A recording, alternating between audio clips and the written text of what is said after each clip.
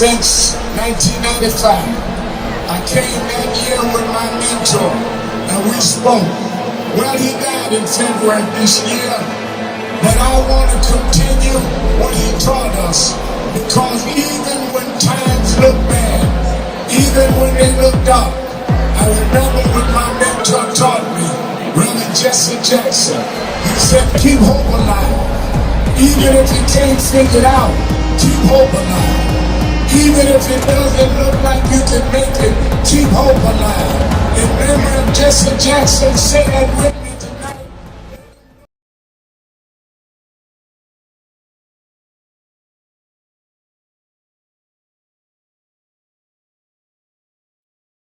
Well, Sharpton's time.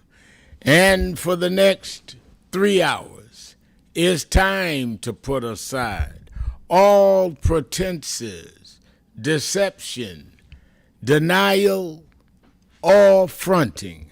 The time has come to keep it real on Keeping It Real with Reverend Al Sharpton. Very good afternoon to you all across the country. Good morning to our West Coast listeners, and welcome to those listening on Sirius XM, Channel 126, The Urban View, where talk empowers and becomes action. I'm coming to you live from our National Action Network corporate headquarters in New York. For the next 3 hours, you can join the conversation. All you have to do is call us at 1-877-532-5797, or you can go on our message board at nationalactionnetwork.net, like Demetrius Jones is already on the board saying, good afternoon, Reverend Al. Well, the Senate just advanced the Todd Blanche nomination. Let corruption continue. I think that you are correct. It's corruption. Shannon writes, good afternoon, Reverend Al. The bad news is that the Senate Judiciary Committee voted yes to nominate Todd Blanche for AG, and the two holdouts, Tillis and Cornyn, made a backroom deal to confirm Todd.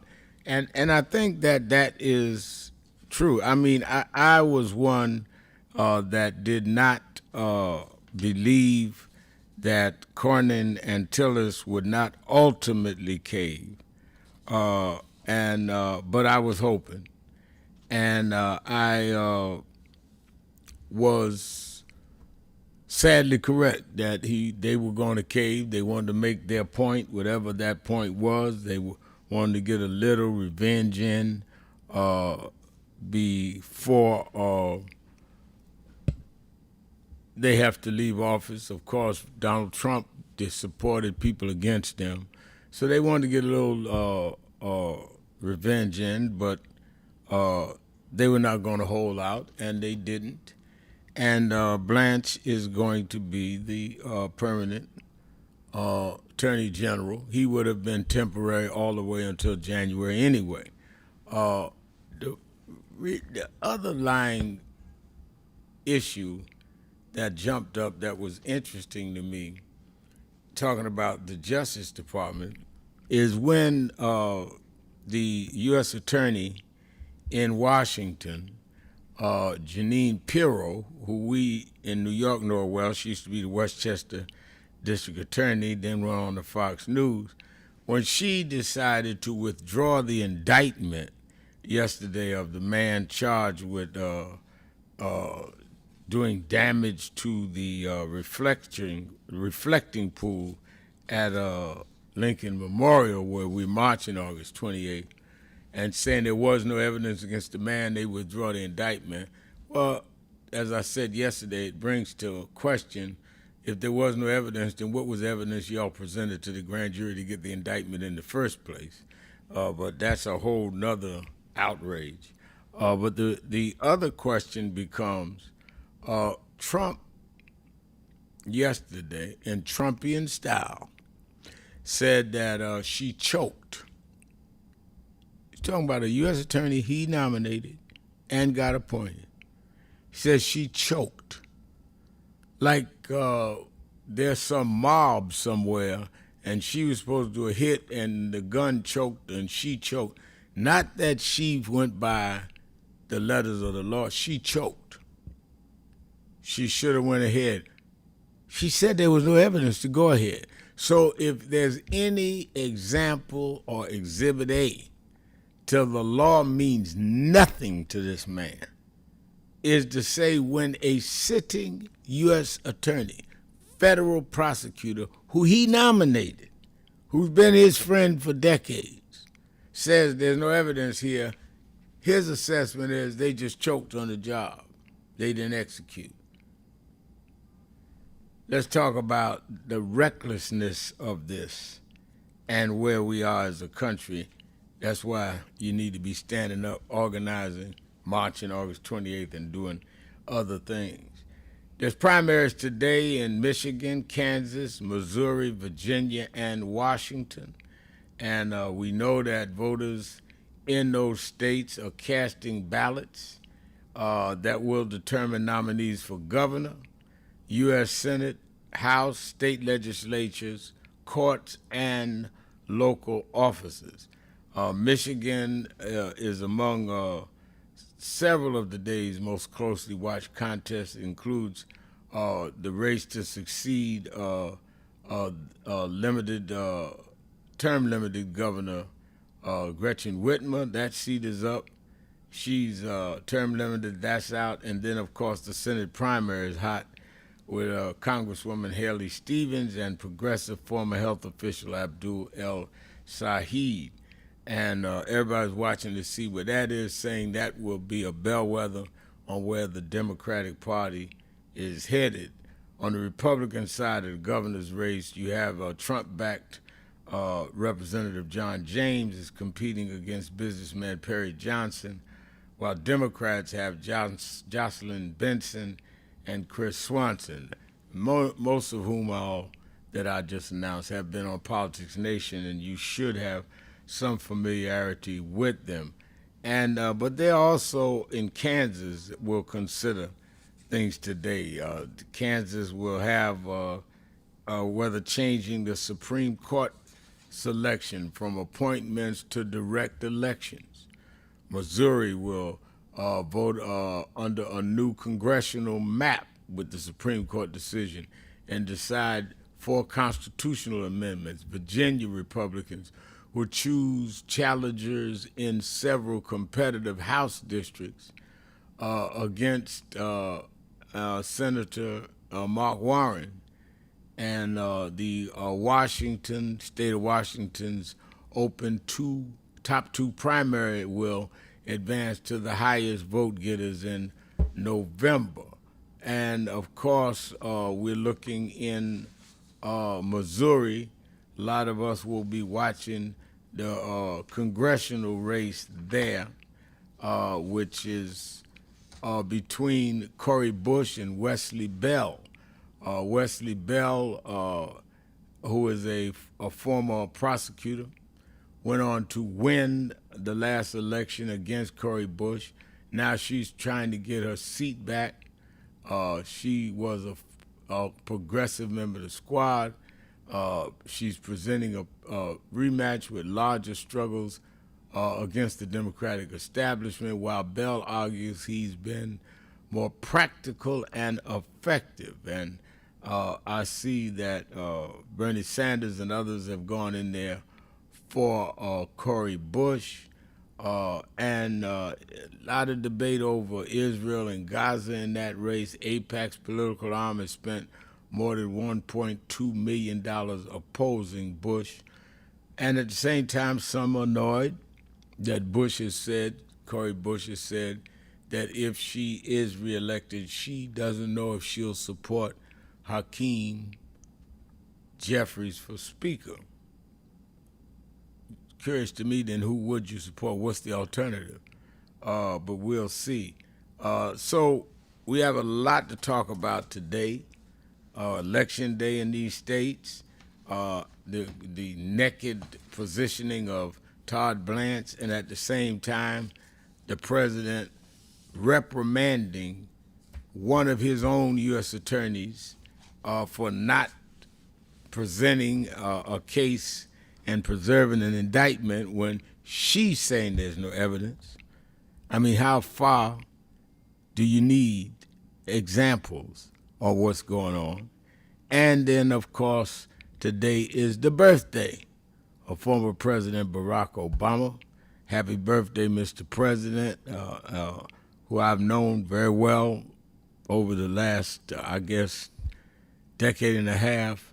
And I wish him well as he has made another birthday. So I'm going to open up the phones today. You can talk about the election today. You can talk about Todd Blanche and the example now of we're living in a scary time. And you can talk about what you think is the legacy of Barack Obama on his birthday. What is the legacy? How do you think history handled Barack Obama? Let's talk about all of that and more. 1-877-532-5797, 1-877-532-5797, Sharpton. Keeping it real. Be right back. Breaking news. The issues, the stories affecting you. Now here's the news from News1.com. Family. We have a short birthday, so we just wanted to greet you all and thank you for allowing us in. Yes, sir. We want to go. Yeah, we was here. They were on the plantation. Our family was on the plantation. Wow. And that's, of course, that's the slave house. That's one of the slave houses. Sir, it's been 13 years. That's right. Good to How see you been? Doing fine.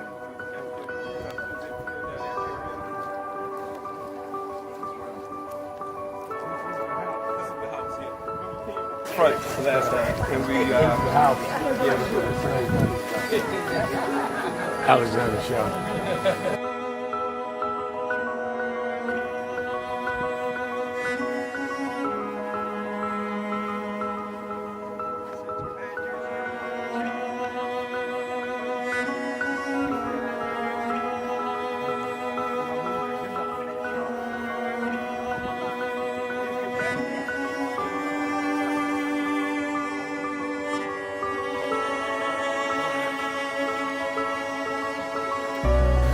How many slaves were staying there? I have no idea.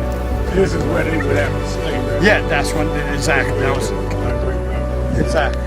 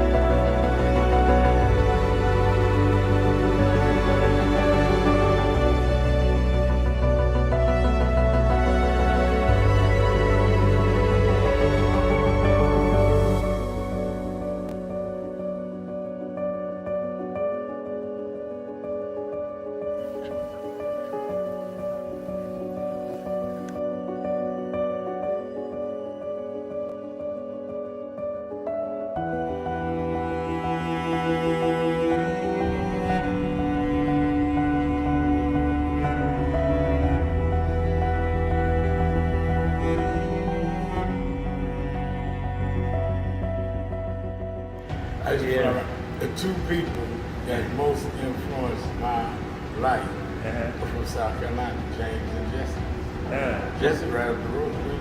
I went over his mother's funeral. Jesse walked me to my mother's casket. Wow. To South Carolina. That's the balance of my life, James. Yeah. Civil rights, shoulders. But also where your people from too. Literally. Yeah, right. And when I knew Jesse was from James, I started Brooklyn. Yeah. And James had died before I knew about him in South Carolina. Oh, really? Yeah, James died December 25th. He died Christmas Day, 06. And they came to do the story for February of 07. They came to me in January. His daughter swear that was his daddy and him pushing the information out. Wow. And I called Jesse and told him, you know that my great-grandfather was a slave about 45, because Greenville right up to I-20. He said, I told you we was connected. That's why you gotta listen to me. But nah. Many people cannot focus because they have not really come to terms with their calling and life purpose. In order to focus, you must also be clear on what you're focusing on.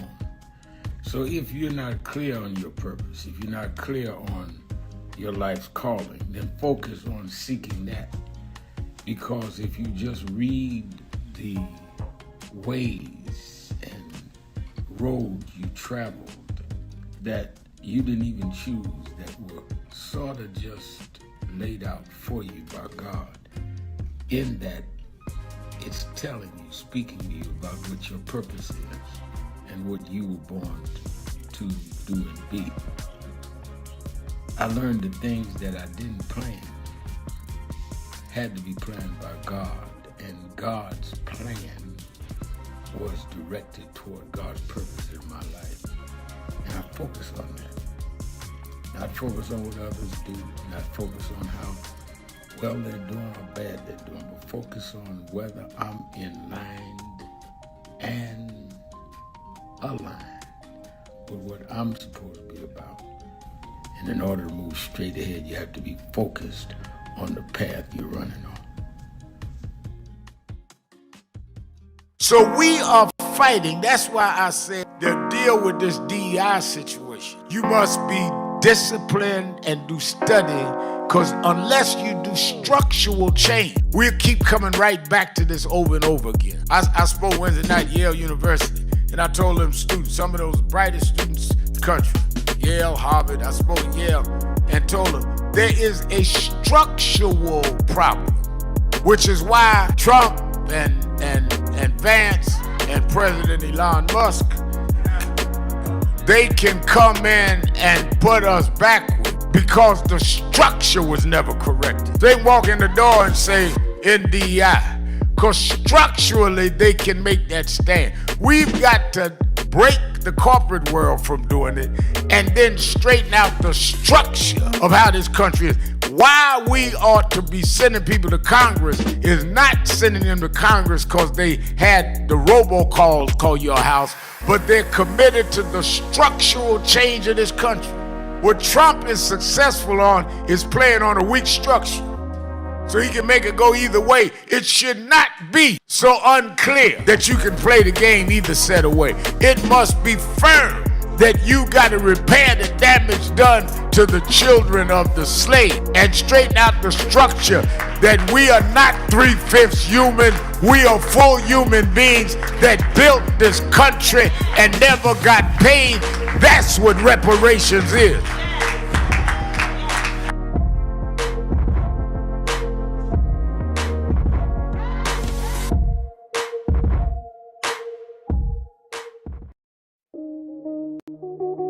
It is really a intersection of both emotions, because when I was 11 or 12 years old, so I watched the news a lot and I became enthralled with the image of Adam Clayton Powell. I was around 11 and I convinced my mother to let me come up to this church to see Adam Clayton Powell.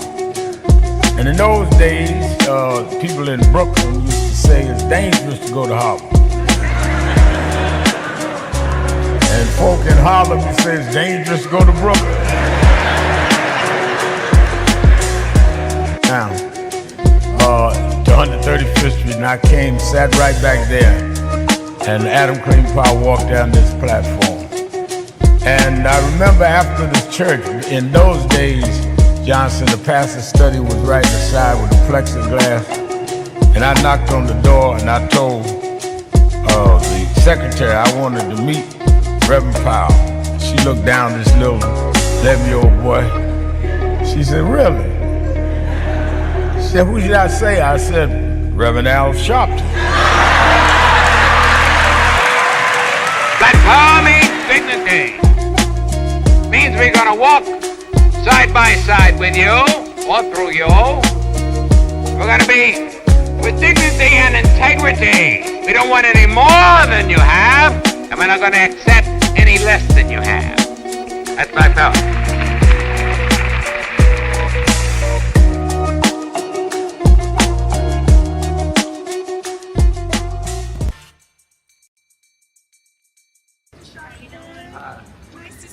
How you doing, sir? All right. It's Claudette Williamson from Atlanta, Georgia. And the last time I saw Reverend Sharpton was in New York City at Sylvia's. And my sister and I pretended that we needed to go to the bathroom so we could go in and see him and say hi from a distance. I'm okay. You look great. My name's Claudette. New York City was Sylvia's. Oh. My sister and I told our house, can I get a go to church so we can see? Wave at you, and today I.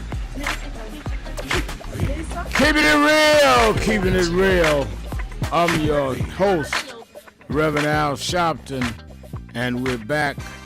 1-877-532-5797. 1-877-532-5797. And or you can go on the message board at www.nationalactionnetwork.net, www.nationalactionnetwork.net. And I see on the message board, Pauline McCullough says, let's honor the late Jesse Owens this month and this week for the 1936 Berlin, Germany Olympics, where he won, I believe, 4 gold medals in track and field. And that was at a time that you're talking about the master race concept by Adolf Hitler, at a time that blacks were considered inferior and could not achieve anything. And I think that there were many white Americans that felt the same way. So Jesse Owens winning those Olympic medals was revolutionary in 1936. I think that, Pauline, you are correct. I think that it is absolutely wrong. And I think it is a real, in my opinion, a real testimony to the endurance that Black America had in terms of survival. I'm glad you raised to the points you did of saying that we should honor that. You know, if we honor that, not only is it something that they deserve,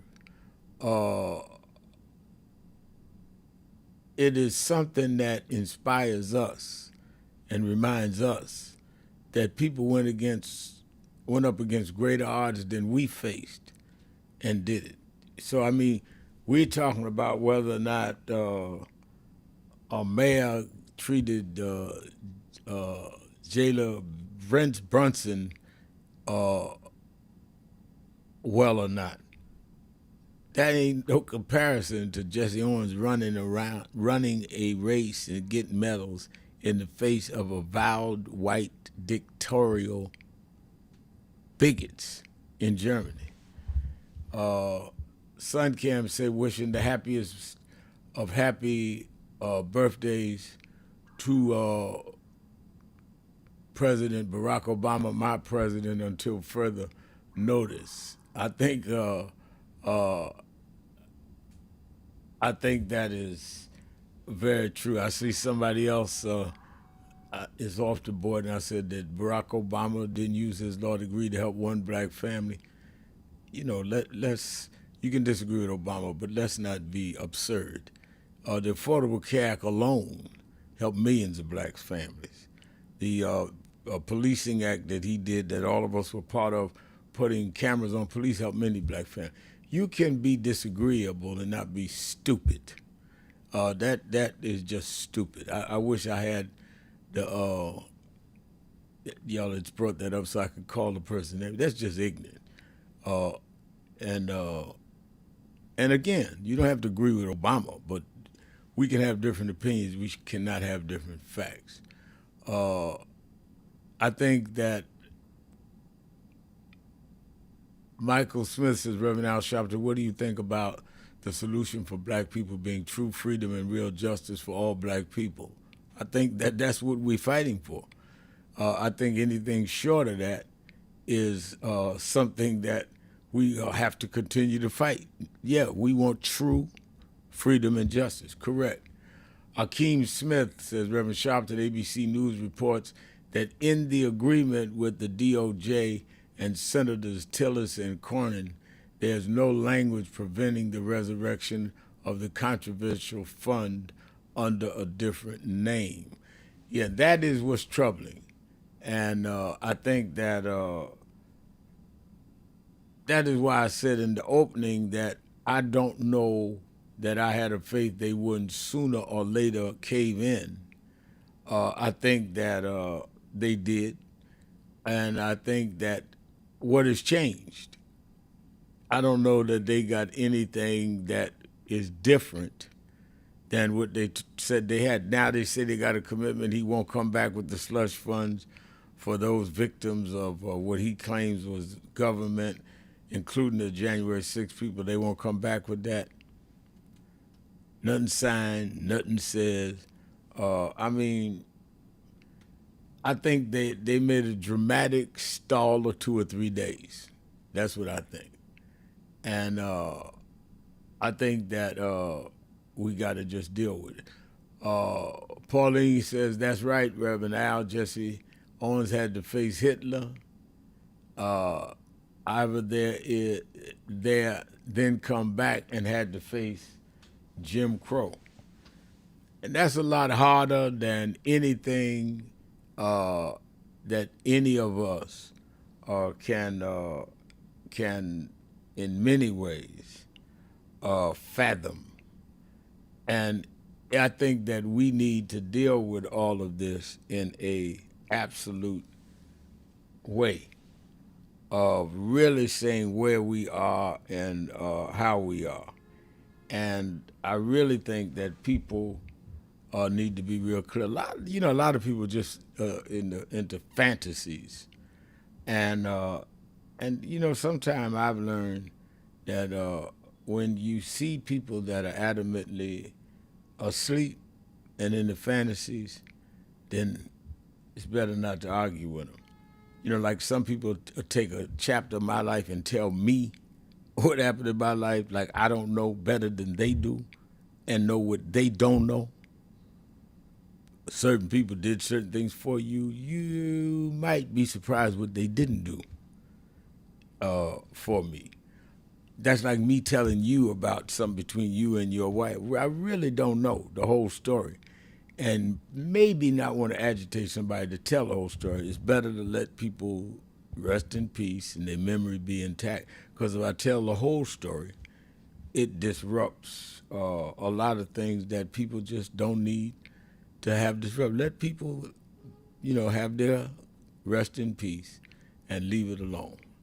I think that, and I'll leave that there because I can tell you ignorance is something that people just embrace. Like they gonna tell somebody what happened in their life, like they don't know. Kind of ignorant. Let's take a break. We'll be right back. I'm opening up the phones.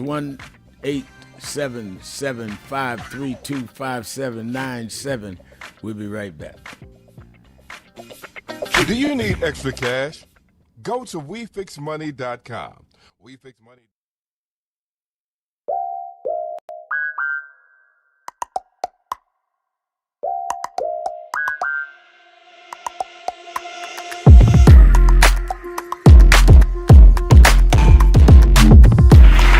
Is a house of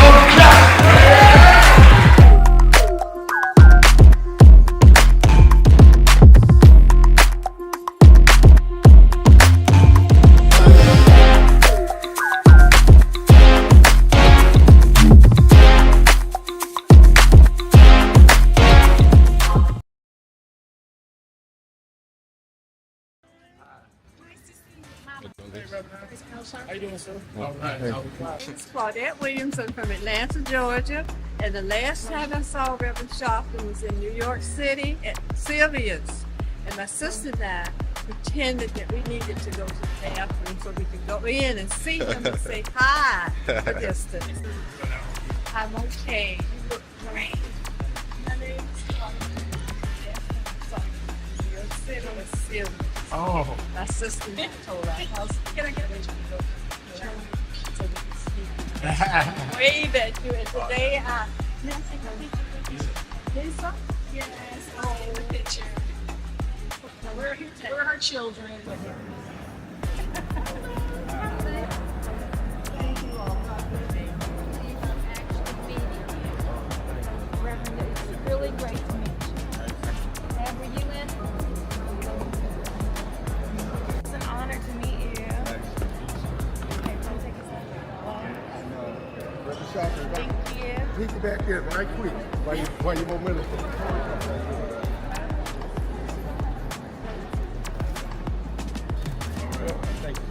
One more, please.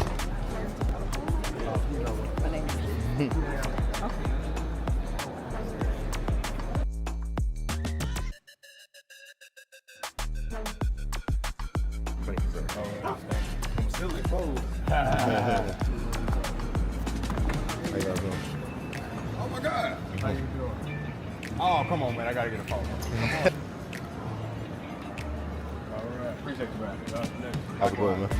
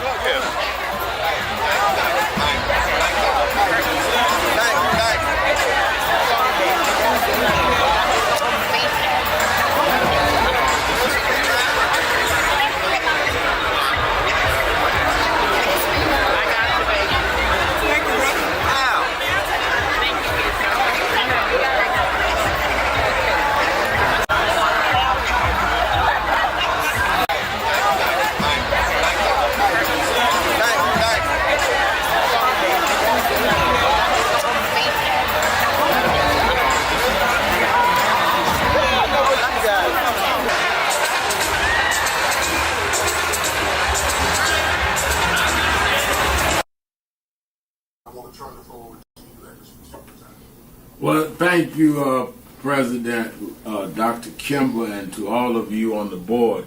I wanted to personally make this appeal from National Action Network and Martin Luther King III and Andrea Waters King, that we've been moving around the country organizing to deal with the question of redistricting when they have used the Supreme Court now to redraw lines that will in many ways break up majority black voting districts. It means that they dilute the strength of our community. It will cost probably 19 members of the Congressional Black Caucus. But as important, if not more important, it will not address the needs of those constituents because they don't have a block vote to say we're going to put in somebody that wants to do what is right for us or not.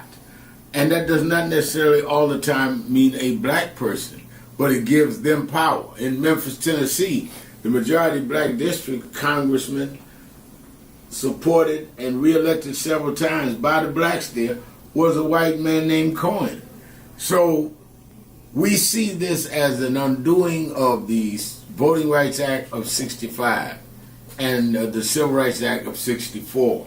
So on August 28th, we've asked people from around the country to join us in Washington, D.C. for a mass march. We've had some marches and rallies in Mississippi, some in Montgomery and Selma, but we need a national march led by the clergy, led by the faith leaders, like it was in the 60s, that will say it is a moral outrage that we would, in a time like this, disenfranchise wholesale black voters by repealing the Section 2 of the Voting Rights Act and by turning the time back.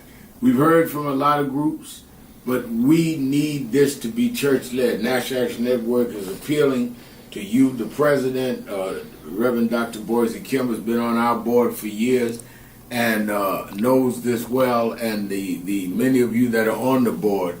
But we need to send a national message in a peaceful, nonviolent gathering led by the clergy, along with Dr. King's son, along with his daughter-in-law, and along with other leaders. But it's time to dramatize it. We see the No Kings March. We see everybody out there rallying. Where's our voice when we're the ones being disenfranchised? We're the ones being attacked. And I think that if we would stand up, the people will step up, because the people understand the gravity of the hour. And I think that we are called upon at this point in history to do what those leaders of the black church did before our time and in our childhood. So I thank you, President Kimball, for giving me an opportunity to make the appeal to the board itself. You have the information. We're going to have buses from all over the country. Those churches that have buses will give information. Those that don't, we're willing to help supply them. But we need to show a big number right in the nation's capital.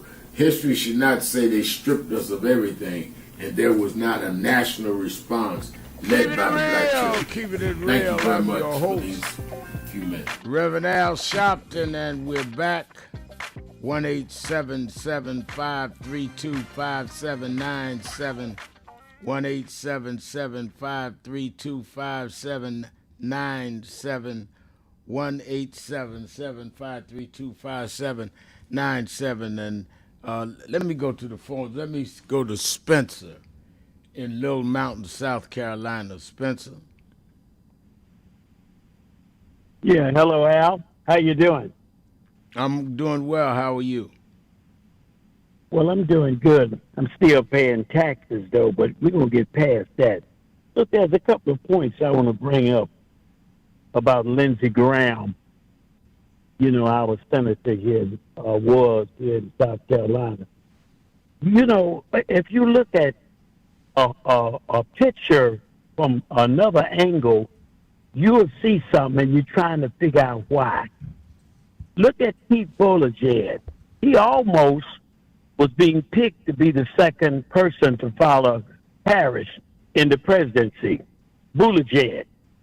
But now Lindsey, what he did by letting John McCain and this other guy hide him in the Omegle. You remember when the three of them was known as the Omegle? Yeah. Three Amigos? Okay, now that was only a way of hiding. John McCain brought Lindsey on up through because he was gay. See, that was a neat way to hide that. Now, look at this. What they doing now is bringing his sister onto the stage of being known to also to complete the hideness of Lindsey being gay. They even had Tim Scott to walk her out there, you know, to be sworn in. So all I'm saying is how people go out their way to hide things. But now Pete Buttigieg, the other lady, I can't think of her name now, the generous, they not hiding nothing. Yeah, but at the hold on. Let me say this. I think that your point is well taken, but we cannot jeopardize the radio stations we're on and all these black stations saying it has never been an established, proven fact that Lindsey Graham was gay. Now, it was widely rumored, but we cannot state it as fact. Now, if you believe that to be so, fine, but I just want to protect the stations. None of the stations are saying that as fact. Go ahead. Okay, well, Reverend Al, I'm glad that you brought that point up because that really proves a point on why Donald Trump is so much in power now, POWER. Our judicial system, our laws can't do nothing to stop this clown. You know, you just proved the point. See, the American English has a neat way everybody can be a lawyer. See, those in power can be a lawyer. See, in this type of stuff, I got a feeling it's going to be a civil war, but I hope not. But if that's what it takes for America to come back and be honest under its laws, well, then so be it. Okay. Thank you for your call. Let me say by way of announcements that obviously I'm going to say watch Politics Nation with Al Sharpton. I'll be interpreting what happens with the primary and election results today in the states that have had primaries, and I'll probably have some of the winners on. I have not booked them yet because we don't yet know yet who will win. And then what does it mean for the party? So make sure you watch Politics Nation this weekend. I'm also going to have on some legal experts who've been in government at the Attorney General level talking about the danger of having Blanche there. So watch Politics Nation with Al Sharpton live at 5 p.m. Eastern Time on MS Now on Saturday and Sunday. And I might add, we got the ratings in this week, and you did very well supporting the shows. Both nights we topped the ratings over CNN, both Saturday and Sunday, and the shows behind me on MS Now. So I really appreciate people supporting the show. It keeps us on the air. But more important than my own show and career is we try to give out the information. I cannot tell you how hard we work to get the right guest on so that we can ask the right questions. So keep supporting us on Saturdays and Sundays, 5 p.m. Eastern Time on MS Now. And, of course, you that are in the tri-state area, meet me or beat me to the Saturday Action Rally at the House of Justice, which is at 6 Hancock Place, which is really 124th Street and Morningside in the village of Harlem, 9 a.m. to 11 a.m. I'll be there this Saturday. Looking forward to you joining us. No experience like it. We've now even had showing on our live stream and at the rally. Every week a different chapter of NAN. This past week we did Chattanooga NAN, and the week before that we did Los Angeles NAN chapter, and the week before that we did the Mid Tennessee chapter that was there in Memphis, and could show them on the screen, watching the show, participating. So you can tell your friends that National Action Network is really national. I see their chapters every week from different places around the country. So make sure that if you're not in the New York area, you can watch it live on Impact Television, on nationalactionnetwork.net, on YouTube/NAN, or on AME Zion Network. And lastly, the numbers are going up, but you need to be in the number. People are getting ready, excited about that we are going to throw off the yoke of complacency, of just complaining and being complacent as we march in Washington on August 28th. We need to have this march more than I've been doing these over a quarter century. But none is more important than now, where you've now had the Supreme Court. This is the first time since 65 where the Supreme Court has literally neutered the Voting Rights Act, and we've not stood up against what they did. They're in Washington. They need to hear us.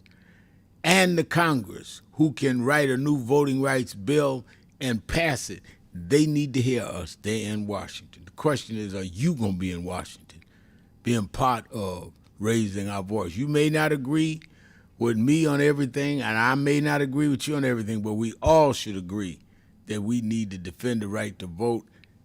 The right to vote is what leads us to everything from, I met with some of the African leaders again this morning, from how we deal with foreign aid all the way to reparations, all the way to health care. All of that is represented by who we put in office. So be at the march. If you want to register so you can know what buses are near you or whether or not you can organize a bus, call the toll-free number 1-877-626-4651, 1-877-626-4651, or go to our message board. Go to the sign-up board at National Action Network, which is at www.nationalactionnetwork.net. Let me go to Ozzy in Cincinnati, Ohio, the buzz. Ozzy, you're keeping it real with Al Sharpton. Good day, Bishop. I hope you're doing well in the listening audience. I'm doing well. You haven't heard me for a while because I had to take a break, but we're down to the last 100 days now. Right. And I got to speak up a little bit.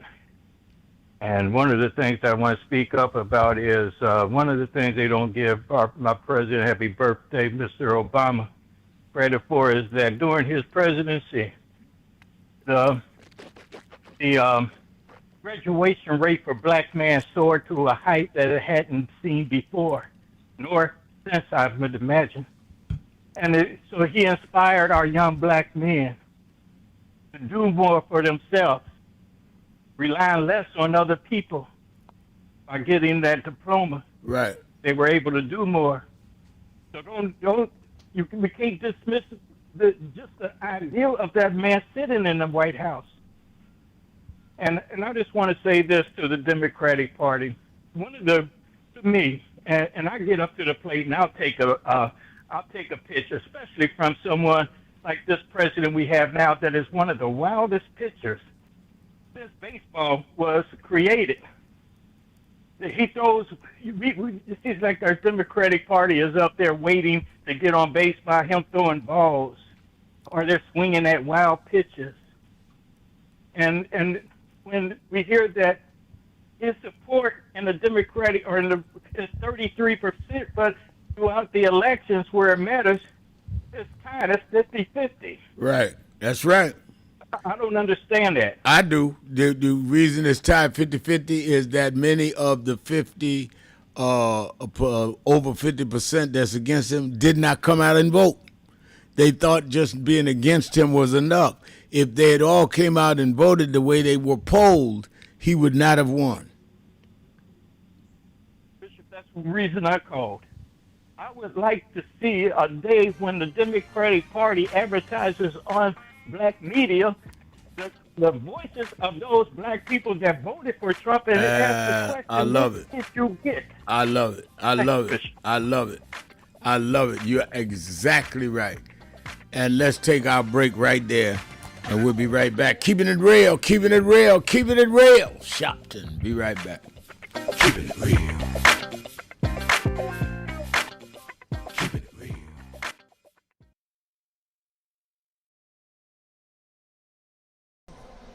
Since 1995, I came that year with my mentor, and we spoke.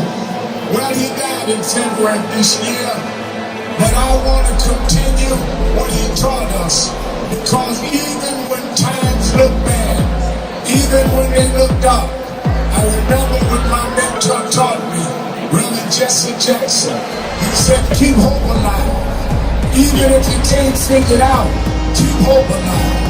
Even if it doesn't look like you can make it, keep hope alive. And Reverend Jesse Jackson said that with me tonight. Let him know on July 4th from New Orleans, keep hope alive. Keep hope alive. Keep hope alive. Keep hope alive. Keep hope alive. Keep hope alive. Keep hope alive. Keep hope alive. Thank you, God. It gets dark sometimes, but the morning comes. Don't you surrender. Suffering breeds character. Character breeds faith. In the end, faith will not disappoint. You must not surrender. You may or may not get there, but just know that you're qualified and you hold on and hold out. We must never surrender. America will get better and better. Keep hope alive. Keep hope alive. Keep hope alive. On tomorrow night and beyond. Keep hope alive. I love you very much. I love you very much.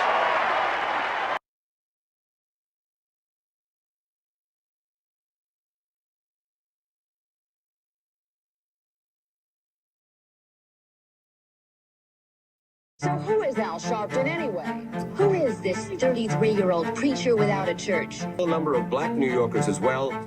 He is little more than a pudgy exhibitionist who can be counted on to show up, bullhorn in hand, at every racial incident.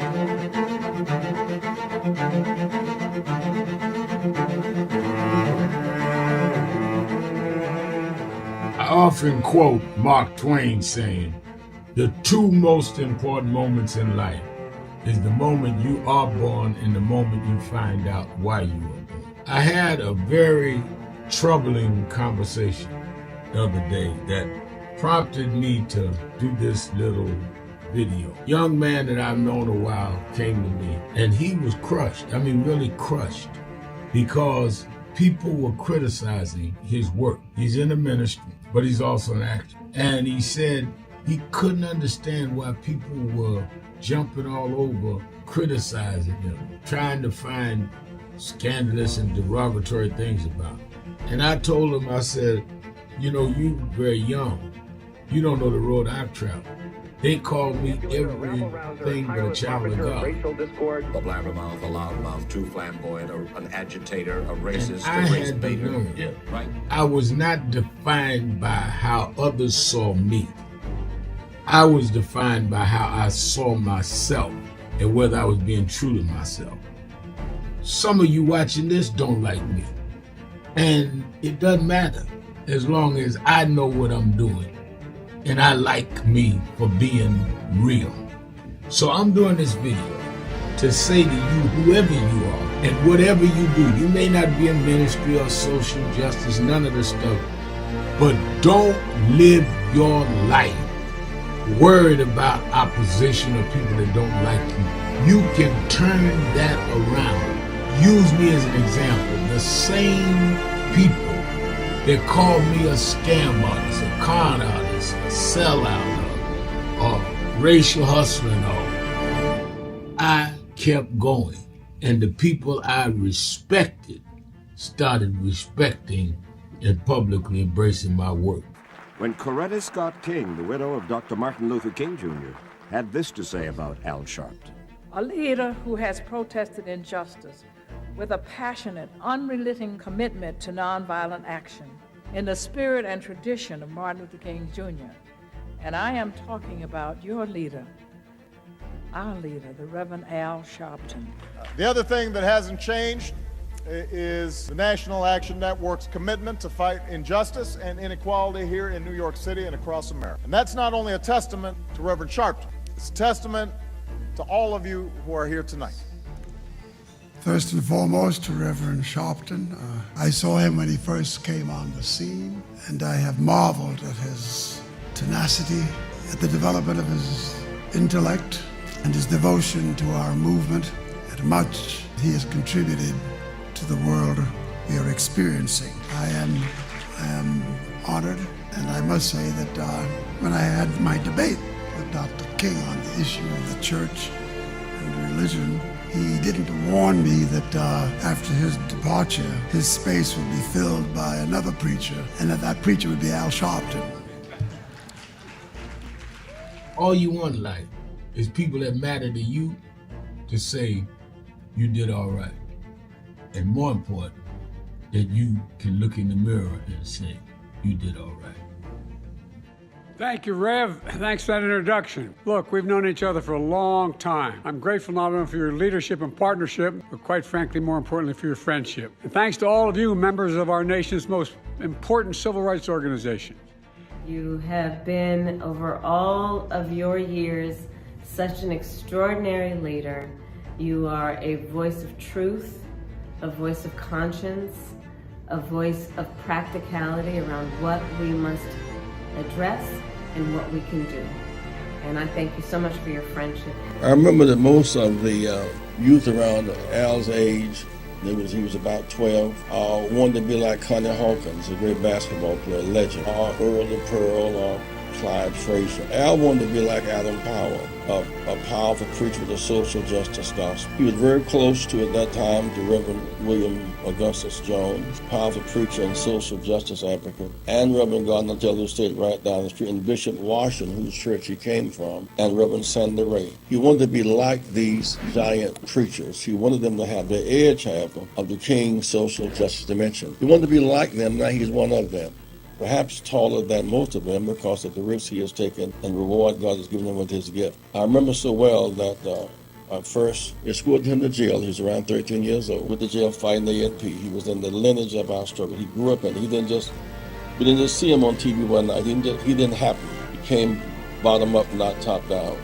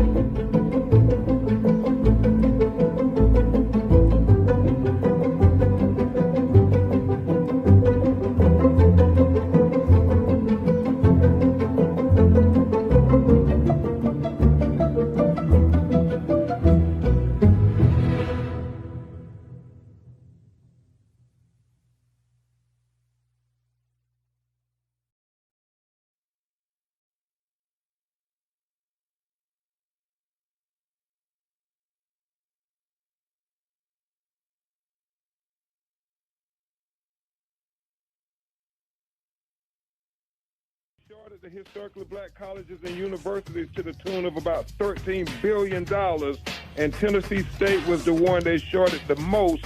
Absolutely. Well, let me know. I'm on the next plane as soon as you holler. You know, when Ben Crump called, I don't even question it. I just head to the airport and get the details on the way. Live from the National Action Network corporate headquarters in New York. Keeping it real. And now, America's #1 civil rights leader, the Reverend Al Sharpton. You live, sir. Keeping it real. Keeping it real. I am your host, Reverend Al Sharpton. 1-877-532-5797. 1-877-532-5797. And also you can go on the message board at nationalactionnetwork.net. And Bruce Turner saying to Pauline, a fish wouldn't get caught if it didn't open his mouth. LOL. Yeah, I said that on the air a few weeks ago. I heard a guy say that. I'll never forget it. That is true. And, you know, I look sometimes, Bruce, at people on the message board. And some of them are trawlers, you know, talking crazy stuff. Some of them, you know, try to be super nationalists, trying to bait me into, saying negative things about people dead and gone. But as much as I disagreed with some people, I'm not going to desecrate their memory because they did more good than they did bad. They just didn't do everything some people said, but that's yesterday. I think that what you do is you expose your own ignorance. That if you consider yourself intelligent, then why would you be trolling people? So I don't respond to them. Or if you are somebody that really, really knows history, why would you take a position to someone when you don't know but one side of the story and you want to be, it just shows you crazy and ignorant. Because you can't tell somebody what happened to them better than what they know and never said. So that's the kind of atmosphere and climate that Trump and them operate off of, playing on people's emotions, just calling people names, just rewriting history, just saying whatever they want to say, and hoping that people will emotionally react rather than people saying, well, we need the whole story, or what you're saying don't make sense. And but troll on and, hate on, because that's what you do. And I'm going to keep doing what I do. Let's go to the phones. Let's go to Demetrius in Cleveland, WERE. Demetrius, you're keeping it real with Al Sharpton. Hey, thank you very much, Sharpton. I just want to speak just on a couple of subjects. On the point of Blanche as head of the Attorney General, and also, the Senate, they approved the person who's over all the intelligence agencies. I can't remember his name, and he's not qualified as well. I think, they don't know, in a way, when they point people who don't have any experience in those type of positions or who just one-sided, show favoritism. They put the whole country in jeopardy because they don't have any experience, and so you have outside forces, they can penetrate the security system of the computers, like they have a situation now with the water system here in the United States where they feel like have been manipulated by outside countries. And also when it comes to keeping people who's qualified for those positions, like in FBI and the CIA, if they don't go along to what the head of the department want, they in jeopardy of losing their jobs. Right. And they lose qualified people for those positions, and that put all Americans in jeopardy. Because the people who do in those positions, they're going to just try to please, the head of the department instead of really looking out for the American people and make sure, that justice is being carried out and not letting certain people commit crimes while punishing innocent people or other groups of people. And that leads to a one-sided, democracy, and lead to a dictatorship. And in the long haul, the country would suffer. But the same thing happened with Germany. Hitler, he had his people in positions. Same thing with Russia. Stalin had his people in positions. But when he really needed intelligent people, when the country faced a dire situation, emergency, he didn't have no one there who was qualified. Everyone in his position were just maybe stool pigeons, but they wasn't qualified, to carry out his orders, to protect the country. So this country being in the same situation, if it ever faced, like say a cyber attacks, if it faced any type of invasion, or when it comes to protecting the American people from any type of outside force, or even within. Like I say, we have crime on the streets. If you don't have qualified people who really know, the intelligence, instead of just going on the street, beating up people, trying to intimidate people, you have to understand the thinking of people. You have to understand how to operate the police forces and state highway patrol. You can't have people in those positions who don't know how to work the bureaucracy and how to have people, to work with the criminal justice system. Because if you don't, you're just going to have mob rule. You know, have gangs going in the street because they can do what they want to because they can't be controlled. So I don't know if this administration want that type of country or not. You know, because that's what it might lead up to. Because those people on the streets who committing crimes, they know they can get away with it, or they know people who in positions they're not going to do anything because they might not know what to do, or they've been told not to do, and it will be the fall of security for all Americans, not just a certain group of people, because only those who benefit from those positions, you know, who want the people to get away with certain crimes, they'll benefit a certain party of people or certain groups of people. That's why it is very detrimental when they have point people to those positions to have any type of experience or just be one-sided in carrying out the law. And lastly, I just want to mention about the prosecutor, you know, who changed her mind when it came to prosecuting a person who's supposed to contaminated the reflecting pool in Washington, D.C. Well, she did the right thing. But like I said, it had to be an evidence in the beginning. But at least she changed her mind and decided she'll follow the integrity of her office. You know, and like Donald Trump said, she choked. And like I said, it's not a game. To me, when he says something like that, it's like it was an overall plan, you know, to reach a goal what they supposed to agree on doing. Right. But she didn't choke. She just agreed, you know, that she won't follow the law, and it wasn't no proof that this person did that, and she wasn't going to disrespect her office, you know, and have an innocent person to go to jail. Like, you know, when they say in the Bible, when I think Jesus had a parable when he said somebody said they was going to do something, you know, and then they changed their mind and didn't do it.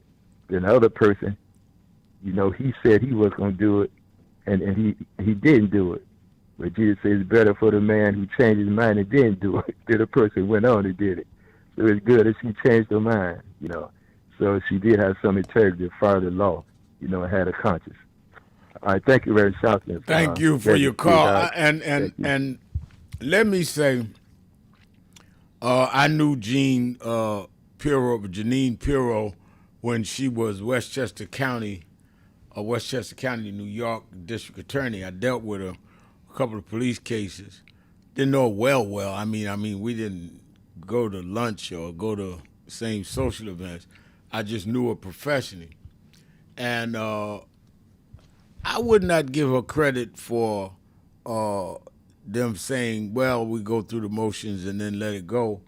I think that her problem was that they got ready to proceed to trial and she had no evidence. And I don't think it was anything that is, in my opinion, complimentary of her. I think that she had nothing to present to court. She had nothing to present to the jury. And because you have to ask yourself, Demetrius, what if there was no evidence of the person that they had charged with damaging the reflecting pool? He didn't cut it with this instrument that Trump fantasized about. If they didn't have that, then what evidence did they give a grand jury to indict him? Or did they just go into the grand jury and say they have all these things, didn't have it, misled the grand jury to an indictment, and then when you go to trial, you got to now present that in front of the judge, a jury, and the public, and they never had it. So she didn't choke. She didn't have nothing to swallow. Let's go to Percy Johnson, my man in Detroit, one of the activists extraordinary activists. Percy, how you doing? Man, I'm out here at the polls right now in Detroit Hamtramck with Jonathan McKinley, passing out information for him to help get it past the finish line for the primary as being a black congressman for the community of the 13th district at last. Reverend Al. Now, who you out there with? Who you out there with? I'm supporting Donovan McKinley. Yeah, and Donovan is trying to get a seat that historically was black. Is that right? That's right, the 13th. Right. Well, the 13th and the 14th, was our black districts. And we lost the 14th when they did the census and we didn't get the count. Hold on a minute, because I want you to break this down for us. I need to take my break. I'll be right back. Keeping it real. Sharpton. Be right back. Hey, Rev. Yeah. Okay, I just... It is really a intersection of both emotions, because when I was 11 or 12 years old, so I watched the news a lot and I became enthralled with the image of Adam Clayton Powell. I was around 11 and I convinced my mother to let me come up to this church to see Adam Clayton Powell. And in those days, people in Brooklyn used to say it's dangerous to go to Harlem. And folk in Harlem say it's dangerous to go to Brooklyn. Now, to 135th Street, and I came, sat right back there, and Adam Clayton Powell walked down this platform. And I remember after the church, in those days, Johnson, the pastor's study was right inside with the plexiglass, and I knocked on the door and I told the secretary I wanted to meet Reverend Powell. She looked down this little 11-year-old boy. She said, "Really?" She said, "Who should I say?" I said, "Reverend Al Sharpton." That call means dignity. Means we're gonna walk side by side with you, or through you. We're gonna be with dignity and integrity. We don't want any more than you have, and we're not gonna accept any less than you have. That's my thought.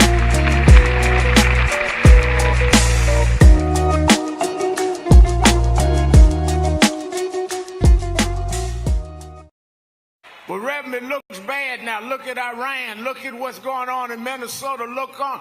Yeah, but I was raised by them to realize that after storms, if we do the right thing in the storm, if we organize, if we register, if we do what we're supposed to do, there's always a rainbow coming out. The rainbow don't show until the storm is over. The rainbow gonna come out in November. The rainbow gonna come out in 28. We gonna fix these tricks in 26 and march through the gates in 28. We didn't come this far to turn around now. We won't go back. We won't go back. We won't go back. The only thing that will matter 2 minutes after you gone is what you did for more than yourself.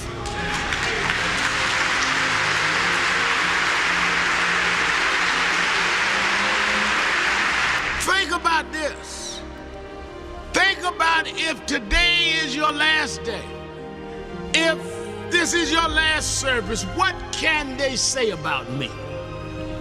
And if you're not satisfied with your own answer, you should leave here today working on yourself and building on what you need to build. Because God is here. He's available to you if you but use what He's giving you to be more than self-indulgent. Now, I know many of us come with reasons we won't step out. But I come to tell you that's why God is here. God takes the ones that are the least likely and gets the most done.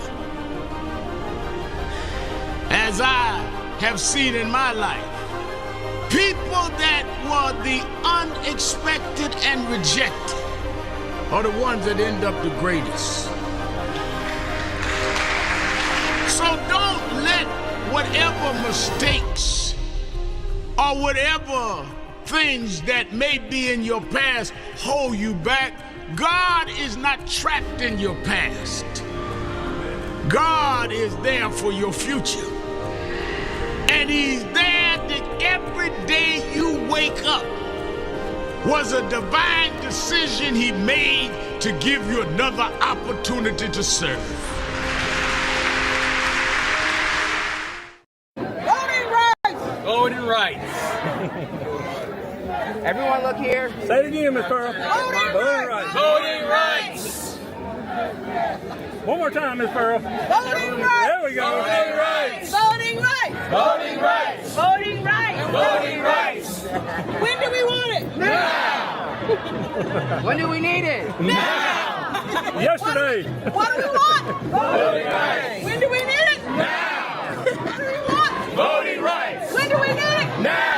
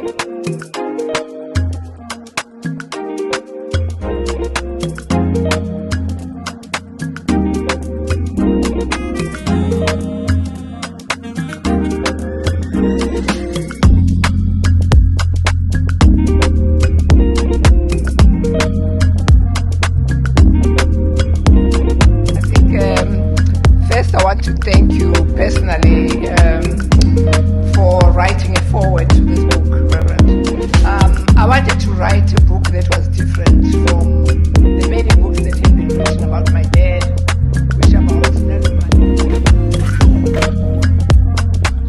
Keeping it real, keeping it real. I'm your host, Reverend Al Sharpton, and we're back. 1-877-532-5797, 1-877-532-5797, or go to the message board at nationalactionnetwork.net. All right, let's go back to Percy Johnson. Percy's there in the trenches at the polling site in Michigan. Go ahead, Percy.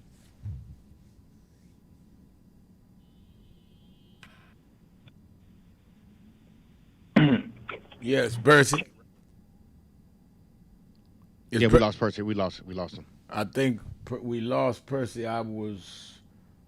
All right. Well, I'm sure he'll call back. He's at the polling site. We got him. All right, go ahead. We got him. Percy. You got me back? Yeah, I got you. Hello? Yeah, I got you. Okay. Yeah, did you hear me? You know, we had 14 districts before the census in 2020, and then we lost a district, and now we down in the 13th district. So that's the district that Donovan McKinley is running against Sheree Treaderdale right now. You know, and you know, in the state of Michigan, we haven't had any black representation in the past three elections that we have had for Congress. And to be honest, Mel, the problem's been during these primary periods, we have had the winning numbers with the black vote to put a black candidate in to represent the community, but it's always been 2 or 3 black candidates running, taking away the vote to help beat Sheree Treaderdale. So this time, we only have 2 candidates running, and we have a real strong young man who was a House rep in our leadership in Lansing, and has been supporting all our issues, labor issues, and in fact, he comes from the SEIU union and been in the fight for the home care workers. So he's the one that's running for Congress. So that's why I'm here, man. The polls opened at 7, and I was here at 6:30, man. Now, how is the turnout? How's the turnout? You know, Ramel, at noon we did a count, and actually it's 2 polls here. We had a count of just 200. That's low. You know, 200. Yeah, and then too, Ramel. So this is a diverse area. We got a lot of Middle Easterns who come here and vote, and it's well diverse. And to be truthful, Ramel, them ones is coming out the most. You know, they coming out in bigger numbers, and I'm looking for my brothers and sisters, and I can use my fingers to count of the ones that I've seen, man. You know, so it's back to the we gotta get to the door of our people and seriously encourage them to the importance of what this is about. You know, getting them to understand that this is about bringing money back to your community. You know, at the end of the day, that's really what it is. And if you don't participate in voting, you letting somebody else make a decision on where your revenue that you put into the system goes.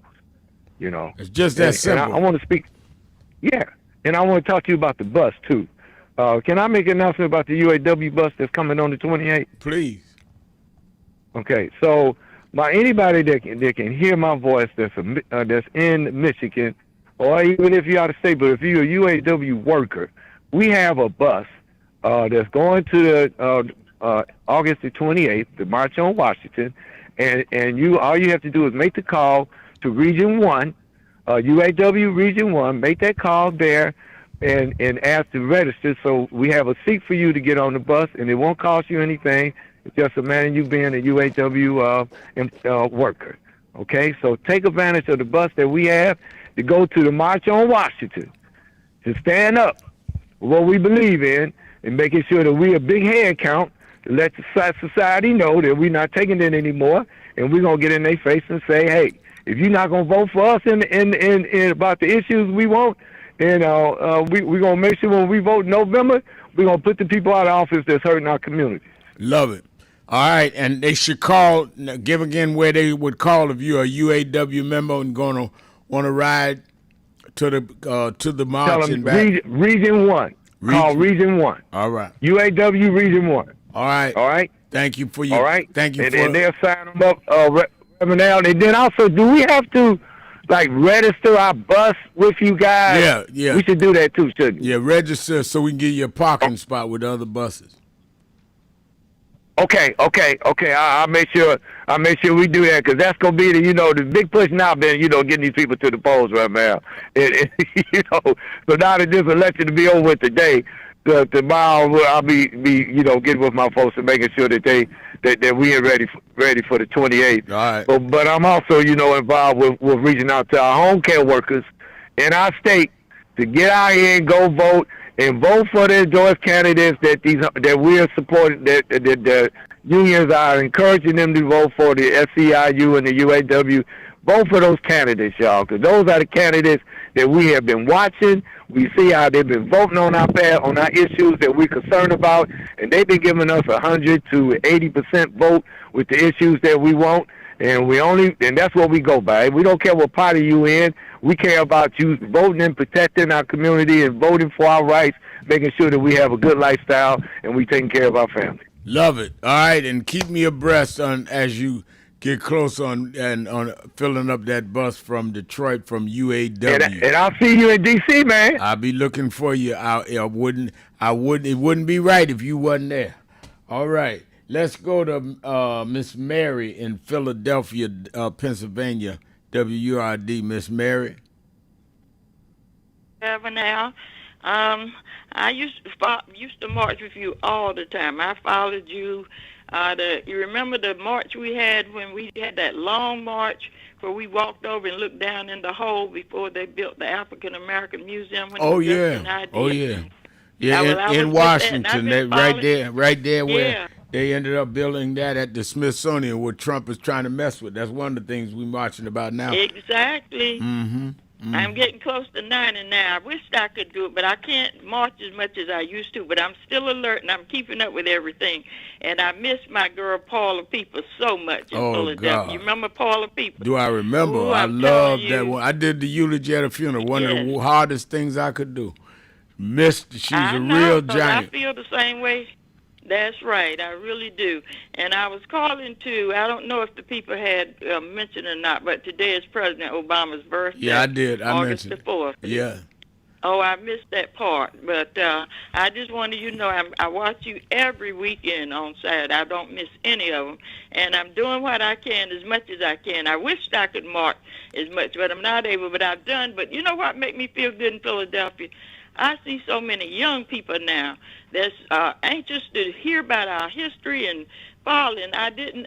First I started getting a little depressed. I said, all of that we did in the past is for naught. I looked like it was going away, but now I'm seeing the young people grabbing my children. They want to know, and they're learning, and they're following you too. And it makes me feel good now. It's not all in vain. And in the long run, we will come out in the long run. Sometimes before the storm, it gets real dark, but let me tell you, we haven't lost anything. We haven't lost anything. All of this is just for a reason now, and the sun will shine again. I'm not giving up, and I'm still alert, and I'm keeping up with everything I possibly can with my age. And I miss some of the old people, but the young people are making me feel better now. They're getting into it. And you're doing good. I like you, sort of like me. We don't give, but we keep moving as long as we possibly can, and that's the way I'm doing. I love it. So thank you. I didn't know. I missed that part about President Obama's birthday, but I'm happy that it was mentioned because he is. No one is perfect, but in my opinion, he's up there with the top of any president that we've ever had, no matter what they say, because I lived to see a black president, which I didn't think one time in my life that I would. At least I can die knowing that we had at least one president, and hopefully the future's going to be better for us. No doubt about it. No doubt about it. I worked closely both terms with Obama. People would criticize him for giving me access to the White House. I never wanted a dime in federal money, never wanted a position, just access. He gave us that, and he got stuff done. Affordable Care Act helped more black folks than we can imagine. What he did with policing, cameras on police is why we can fight cases today. What he did in terms of educational reassignment and dollars, protecting affirmative action. And you got these so-called revolutionaries talking about he didn't do nothing. No, they ain't done nothing but run their mouth and criticize everybody that did do something. Did Obama do everything we wanted? No. But he did more than any president before him, and he did more than his self-appointed revolutionaries that ain't done nothing but sit around running their mouth. Let's take a break. Sharpton, keeping it real. Happy birthday, President Obama. Be right back. Do you owe back taxes or have unfiled tax returns?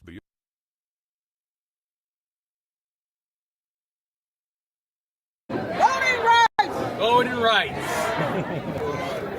Everyone look here. Say it again, Ms. Pearl. Voting rights! Voting rights. One more time, Ms. Pearl. Voting rights! There we go. Voting rights! Voting rights! Voting rights. Voting rights! Voting rights. When do we want it? Now. When do we need it? Now. Yesterday. What do we want? Voting rights. When do we need it? Now. What do we want? Voting rights. When do we need it? Now.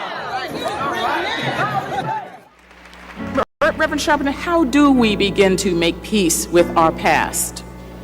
I don't think it's our obligation to make peace with our past. I think it's our obligation to learn from our past and to understand that soon we gonna be the past. I mean, a lot of us act like we gonna be permanent and that the past is the past. If we draw on the strengths of the past and uphold the dignity and the integrity of our people, and then perform it at our highest level in our generation, as Dr. Moss said, that's our obligation. You know, one of the reasons that I've been so concerned about this cultural tone that we're in now is a lot of us have lost the dignity that our community has shown from Jamestown to now.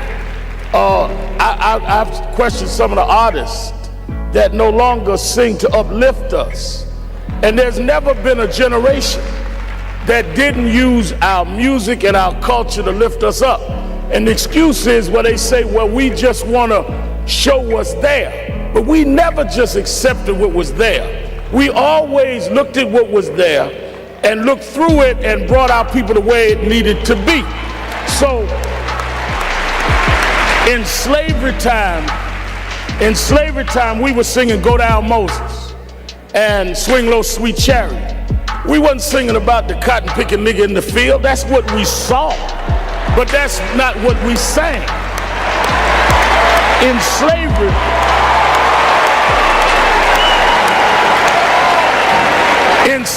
in segregation time, we were singing We Shall Overcome.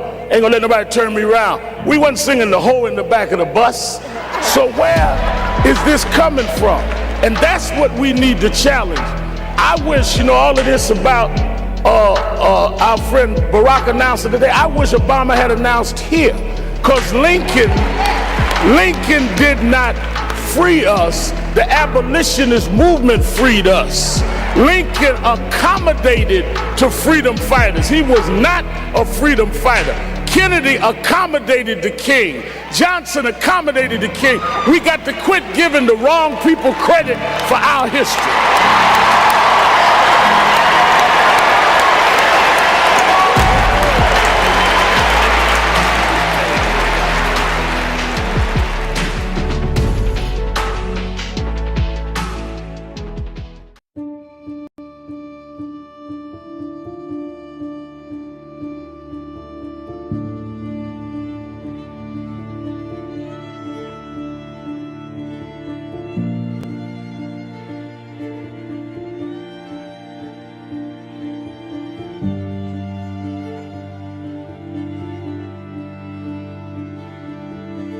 Robert Culp used to do a show with Bill Cosby, I Spy, and he did a documentary on breadbasket, Robert Culp. Oh, wow. You need to see that documentary. It's great. Absolutely. I lived this. I didn't read this. I lived it. I was there. You true to this? I'm true to this. Not new to this. I ain't new to this. Vote to phone Troy. He was, Jack Odell was one of the guys that Kennedy warned Dr. King about. Say he was a communist. Wow. Jack Odell and Stanley Levinson. And Reverend brought him in. Nobody else in the movement would deal with Jack. Reverend brought him in. Oh yeah. Sure. Just heard of him. Just heard. But there's stories behind all of them. It didn't just happen. But I am somebody. I may be on welfare, but I am somebody. I may be in jail, but I am somebody. I may be uneducated, but I am somebody. Beautiful, proud. I must be respected. I must be protected. I am somebody. Come today. I see the Reverend Jesse Jackson is here. Yes. Lord, we thank you for the Reverend Jesse Jackson. Yes. I see the Honorable Maxine Waters is here. Yes. We thank you for Maxine Waters. You see the Reverend Sharpton is here. Yeah. We thank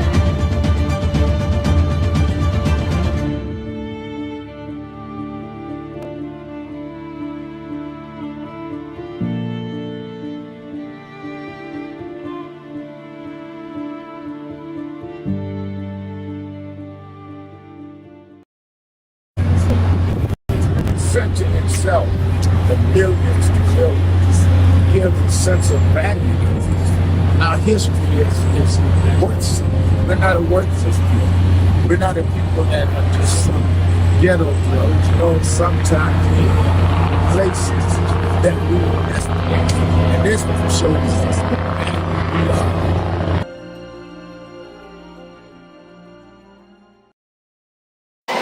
I've been in the NBS's festival since 1995. I came that year with my mentor and we spoke. Well, he died in February this year, but I want to continue what he taught us, because even when times look bad, even when they look dark, I remember when my mentor taught me, Reverend Jesse Jackson. He said, keep hope alive. Even if you can't figure it out, keep hope alive. Even if it doesn't look like you can make it, keep hope alive. In memory of Jesse Jackson, say that with me tonight.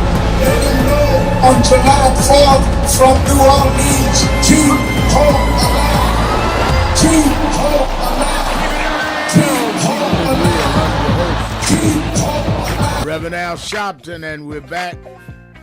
1-877-532 5797, 1-877-532 5797, or you can go to our message board at www.nationalactionnetwork.net. Let's go back to the phones. Let's go to Disco Brian in Philadelphia, Pennsylvania, WURD, the word. Disco Brian, you're keeping it real with Al Sharpton. Good day, Reverend Sharpton. I wanted to ask if you'd seen the pic yet of our incoming Congressman Chris Rabb posted on X from the big DSA gathering in Chicago over the weekend. Did you happen to see it? No, I did not. So I tagged you and Dominique and Nan when I shared it earlier today, so you can find it if you look for me. But what I wanted you to notice, Rev, is that Rep. Rabb is smiling in front of a packed room of these DSA activists celebrating the organization's growing influence in the Democratic Party. And I counted up all the Democratic socialists in the pic who looked like me, who were lacking melanin. And that's a very difficult thing to do because there's about 200 people gathered there. So I stopped about halfway through, and I asked chat to count up how many people are there. There's about 200 people in the room, and I counted. It's much easier to count the melanated faces than the whites gathered in the pick, since the room is so overrepresented by white leftists. So, Rev, being generous, I counted about 15 non-white faces in the crowd. That means about 93% of the crowd that Rep Rab was so proud to share a selfie with is white. A 93% white crowd in Chicago, Illinois, where the white population is about 38%. So approximately 7% of these DSAers, all grinning with their arms in the air behind Chris Rabb, is non-white. So I don't know, Rev. I think it. I've said it before. I don't mean to repeat myself, but I'm very troubled as a white person who was once a member of that organization. They did an internal poll and found in 2021 they found 85% of their membership was white. And I guess, Rev, that would be okay if it were a chapter in Vermont or Minnesota or something. But we're talking at national. And this is at their national conference. And I don't know if it's audacity or what, but you would think Chris Rabb, who, brags about his maternal and paternal great-grandparents, being great pioneering African-American civil rights leaders and whatnot, you would think he would think, wow, okay, I'm going to take this picture, and behind me are going to be 93% white people at this organization that's supposed to be all about progressive change in the country. And I don't know, Rev. What are your thoughts on that? Like, does representation matter, or are we past that? I mean, is your question about what the picture that I didn't see, or is your question about does representation matter? Because obviously I can't comment on something I haven't seen. I just told you I didn't see it. So what's the? I'm trying to get the context of the question. Like right. The question I have is, can an organization like Democratic Socialists of America, that is, by all estimation, a overwhelmingly majority white organization, truly be the progressive organization that it is if it's that white and that free of diversity? Okay. In your view? Good question. In my view, I think that blacks struggled for decades to have the proper black representation in the Democratic Party, and fought and got that, and as a result of that, was able to not only get blacks in office, but get some legislation that helped the black community. The objective of representation is that you do something for who you're representing, which is why on Obama's birthday I bring up Affordable Care Act, his criminal justice reform, his education reform. It wasn't just to have a black president, but a black president that would benefit all Americans, including black Americans. Now, to go from the Democratic Party, where we fought for inclusion and empowerment, to go to another party where we are not included or empowered, is going backwards. So the challenge is, does those that are black that are in the new gathering, DSA, do they fight to get more blacks in, or do they fight to make sure that things are done that attracts more blacks? At the same time, the Democratic Party needs to say, why are people being lured over to the DSA? What are we not only saying but not doing that makes people even available to go? So I think it's a two-pronged challenge. It's a challenge to the DSA to deal more with black issues and black people, but it's a challenge to the Democratic Party to say we must be failing at things. Otherwise, people would not be looking for alternatives to us or not voting at all. And I think to do one without the other is irresponsible.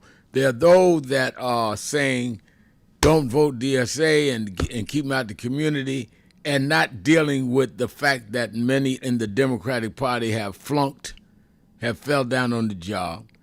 And there are those in the DSA that act like it's a cult, come with us or you're not progressive, which is not true.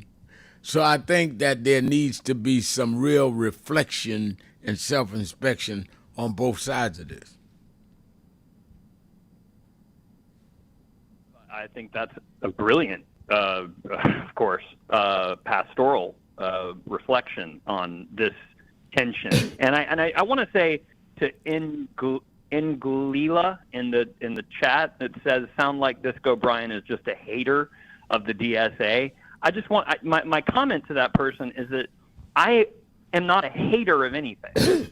I'm deeply concerned, and the reason that I left that organization was because every Zoom call we had during the pandemic, and I delivered food. I was a mutual aid delivery boy in Queens DSA. I looked around. I saw that the majority of the people in the Zoom calls, where 50, 75 people gathered to chat about what DSA was doing, I saw almost no black people in Queens, New York. And because of that's difficult. I started putting... Yeah, I mean, Rev, that's why I left. Yeah, well, I left but my point realized... is, let me make 2 points on it. It's very difficult to have a gathering like that in Queens and not have blacks. You're correct.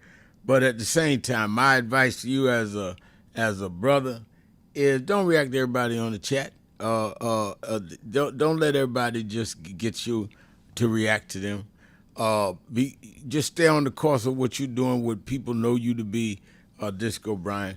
Because if I reacted to everybody that, forget the chat, that wrote stuff in the New York Times on me, I wouldn't get nothing else done. You got people on the chat call me all kind of names, trawlers. You got one guy keeps talking about a lawyer that was my lawyer 40 years ago and never knows, you don't even know what he's talking about, what happened with me and the lawyer. I'm not reacting to all that. Don't react to people because they just got too much time on their hand. If all they got to do is criticize you, that means that they ain't got nothing to do during the day. They are sitting around doing nothing. It's in the middle of the workday, and they worried about you. Be flattered. I'm flattered. Somebody know my history better than I did. Go back 40 years. I'm flattered that I mean that much to them, but I'm not going to dignify it by engaging them because I'm dealing with stuff right now. Not 1990. I'm talking about 2026, and I think that you got too much intellect and ability than to react to everybody on the chat room. That's why they call the chat room chatters. I'm a doer, not a chatter. Thank you for your call. Let's get ready to take a break. We'll be right back. Keeping it real. That's what I do. Sharpton. That's my name. Be right back.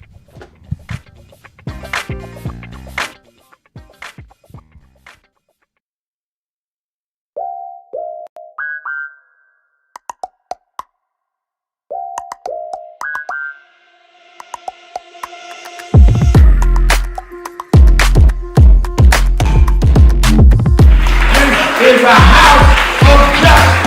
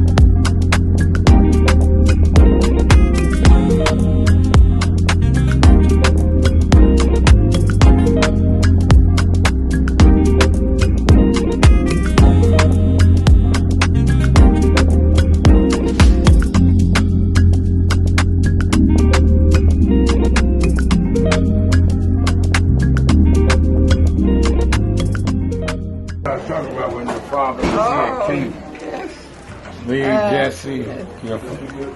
When he came to go speak at the UN, he said, I'd first go to Harlem to see those that fought for me. Oh, that's nice. Yeah, we keep it hung up in the house. It's a great photo.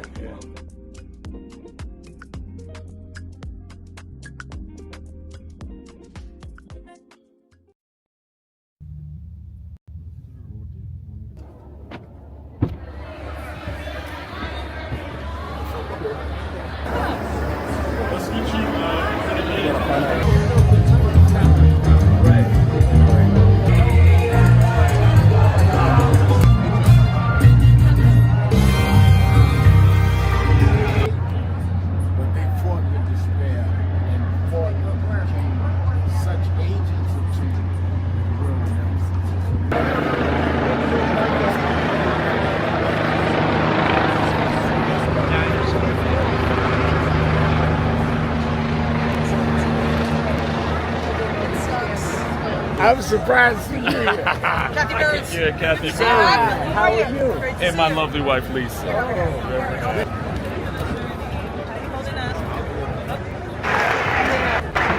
I remember I was 12 years old. I was a boy preacher in the Church of God in Christ. Bishop Sheard knew my bishop, Bishop Washington. Bishop Washington, my mother was concerned I was getting into politics. They brought us to Reverend William Jones. His daughter's traveling with us. And Reverend Jones introduced me to Jesse Jackson. I became his youth director in New York at 13. I liked Reverend Jackson because he was a little hipper than the older preachers. He was 27, I was 13 by the time I became youth director. So he was like a father figure to me. When I got about 40, he said, quit calling me father, call me big brother. We went to the Car Center, and James Meeks and Jesse Jr. and I had dinner with him that night. And that's where he said to us, Al, Meeks, Jesse Jr., y'all are my disciples. And we said, disciples? And for years we joked each other. I'd come in the room and Junior said, here's disciple number 1. But discipleship meant you carried forth the vision. The next day, he took me on the ferry to Goree Island, Mrs. Jackson. On Goree Island, he showed me where the slave camps were. And I will never forget, he said, Al, you see what that artifact is? I said, what's that? He said, they call it the door of no return. When you go through that door, you either made it to America to slavery, or you died in the Atlantic. The door of no return. But I talked to him about 3 years ago, and I reminded him, I said, remember when you brought me to the door of no return? He said, yeah. I said, well, we did return. We returned the President of the United States, Barack Obama. We returned the Vice President, Kamala Harris. We returned with businessmen. They thought they sent us as slaves. We came back as global liberators. The problem is that too many of us did not join the movements that sponsored us. And there was a breakout in 2024 called Negro Amnesia, where you forgot where you came from and forgot how you got where you got. Therefore, they're trying to take back everything you had.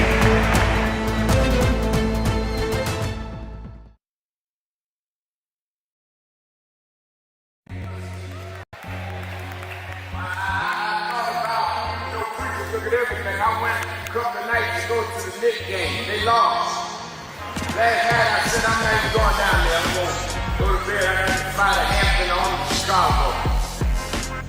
And by halftime I said, man, they ain't gonna win this game. They down 29 points.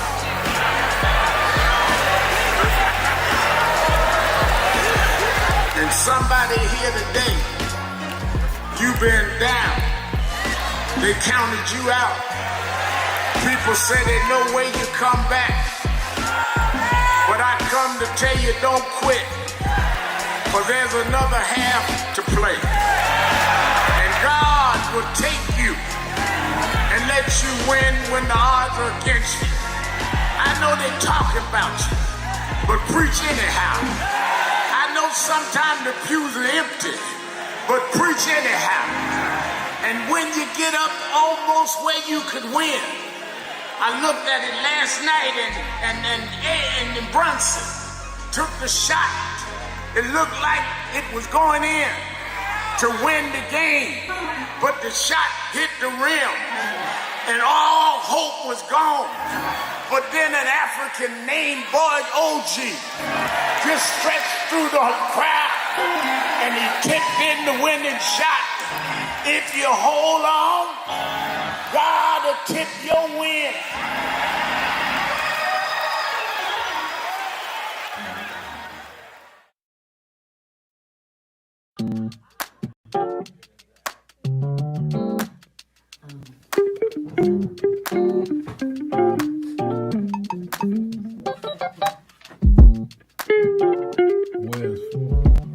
I see I'm in today's New York Times word puzzle,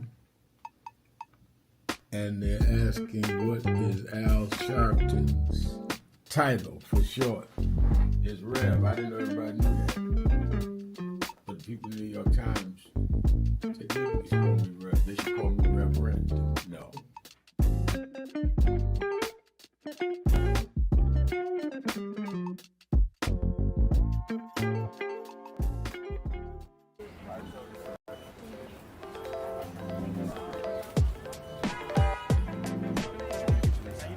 It is such a pleasure to be here with Reverend Sharpton and this entire congregation on Juneteenth weekend to not only celebrate freedom, but recognize the work that is still to be done to ensure that that freedom is within the grasp of each and every New Yorker who has helped to build this city. Thank you for having me, as always.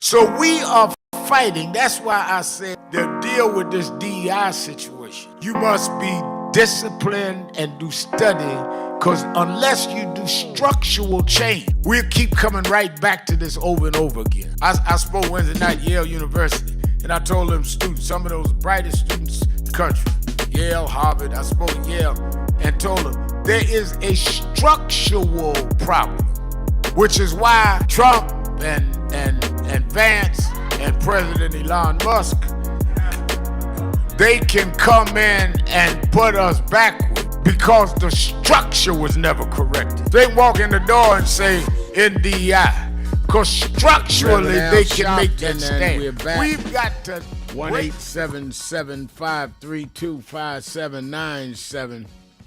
1-877-532-5797. And let us go back to the phone. Let me go to Chevy Chase, Maryland, my friend, Mrs. Richardson. Mrs. Richardson, you're keeping it real with Al Sharpton. Yes, good afternoon, Mr. Wonderful. Thank you. Good afternoon. Yes, you are Mr. Wonderful plus, because, Rev, I admire you for your restraint of being, not too emotional and getting carried away with what these people are doing, like you were speaking to Disco Brian. He's got to realize that's what they want. They want you to get upset about these things, well, anyway, my father, when he came here in 1919, on that ship, a little boat that had these little Jewish people come over there, because my father was born, Rev, over there somewhere near Ethiopia, someplace, We have some records on him, my father, but he was from across the sea, from over there, near Ethiopia, someplace, where his parents brought him up. And so when he came to this country, by boat or ship, I don't know. We don't have any photos of it or nothing, and that's where we got all, where he couldn't really find out about his parents, because he knew his parents where they were settled right there over there across the ocean near Ethiopia someplace. But The thing of it in this country is that the taxpayers are paying, and the brothers and sisters out there shouldn't fear this man that's in the White House, because I believe he will be out of there, because he's having the taxpayers pay for the defense, and we're paying like $1.5 trillion to $2 trillion, isn't it, Reb, about the defense? And that's taxpayers' money, and the government, it's supposed to still be by the people, for the people. And they're trying to get rid of that, because see, as long as we are paying taxes, there's no way that they can say that the government is not supposed to be working for us. We're paying taxes, this man in the White House. I hope he's listening, because he's just so bent on countering everything black people do that's really positive, productive. And when we make advances, he tries to set it back. That's why, Reb, but what is going to be his moves on? Because they're saying he wants for people to get their birth certificates and all of this stuff, before they can vote. Is there any truth to that? Because if he does that, and a lot of our people may not have certain, equipped, tangible, information like the birth certificate, then they want their Social Security card, then they're going to want your parents. They're saying that he wants to go as far as your parents' birth, their death certificate or their birth. He wants to stop at nothing to keep black people. He wants to keep them from voting. And I just want to ask you, and I'll hang up, because we love you, dear. We're sitting out here. And but what is your opinion, Rip? Is he going to go that far to ask our people anyway? Because I don't think I don't know. It might be for whites too. I don't know. But what is your feeling? And I'll hang up and listen. And we love you, and I'll call you Friday. All right, do that. Thank you. I think that it is clear that Donald Trump and them are specifically gearing toward trying to stifle the black vote. One, I think there's some outright bigots and racists in his administration, and his attitude and statements indicate he shares some of that himself. And I think also there are those that just say politically, blacks are going to vote for us, for our congressional candidates, our senatorial candidates, our gubernatorial candidates. So I think it is targeted. I think there's no question about it. The real question to me, Ms. Richardson, is why we are cooperating with it by not doing all we can to vote. That's the question. It's one thing for somebody to be doing you in. It's another thing for you to help them. Let's go to Ray in Cincinnati, Ohio. The Buzz, Ray. Thanks for taking my call, Red. I want to focus on the black voters, whether you're MAGA or just people that don't vote. But before I get to that, let me just say this. Jeanine Pirro, this is how you could tell you got a crook in the White House. Jeanine Pirro, the more she praised Trump, since she's got that position, the only thing she did was follow the law. There was no evidence. And he turned on her. After all those praises from those cabinet meetings, he turned on her. So don't those other folks know that if you turn on Trump, if you don't do what he say, he's going to treat you horribly? I'll leave it there. When it comes to black folks, it's like, why black folks, MAGA or the ones that don't vote, they're so complacent when it comes to voting. It's almost like, and I hope this makes sense, the more comfortable black folks get, the less hungry they are. They were hungry back in the 30s, 40s, and 50s. That's why all the voting rights came about. They were hungry. They got tired of being treated less than. And so I'll say for the black folks, because this is voting day. He got black folks, they're going to vote Republican. There's some black folks, they're going to vote Democrat. And some black folks won't vote at all. And if you're voting for a Republican, this is what you get. You know, you got a guy in the office who don't like blacks. He's willing to take your rights away. You know, he will not, how can I put this? He's a racist and he's a crook. You know, and, you know, he doesn't like you. So that's these black MAGA Republicans, that's who you're voting for. Now, when it comes to the people that don't vote, you know, it's almost like I said earlier, Rev, they're complacent. They get hungry. You know, they got their cars, they got their homes, they got their watches. You know, it's almost like they think they've made it. And they don't realize that life can be so much better and easier for them and their family. I take the folks who in their 50s, 60s, and 70s. That's fine. You've made it through life. You probably living on top of the world. But you're fighting for your kids and your grandkids and your great-grandkids. But I don't think they even realize that. So, in my eyes, they're just complacent. You know, they're more comfortable they get. The more comfortable they get, the less hungry they are. Does that phrase make sense, Rev? Yeah. Makes a lot of sense. All right, thanks, Rev. Thank you for your call. Let me go back to Philly, WURD, to Renee. Renee, you're keeping it real with Al Sharpton. Yeah. Hello, Mr. Reverend Al Sharpton. I just want to thank you for all you have done and what you're still doing. Appreciate you so much.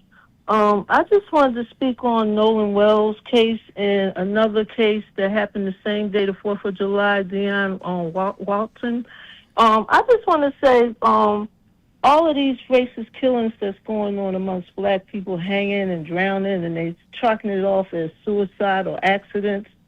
I just want to say, are these like little counties, like these sheriffs and this law enforcement that's chalking it off like that, are they being investigated?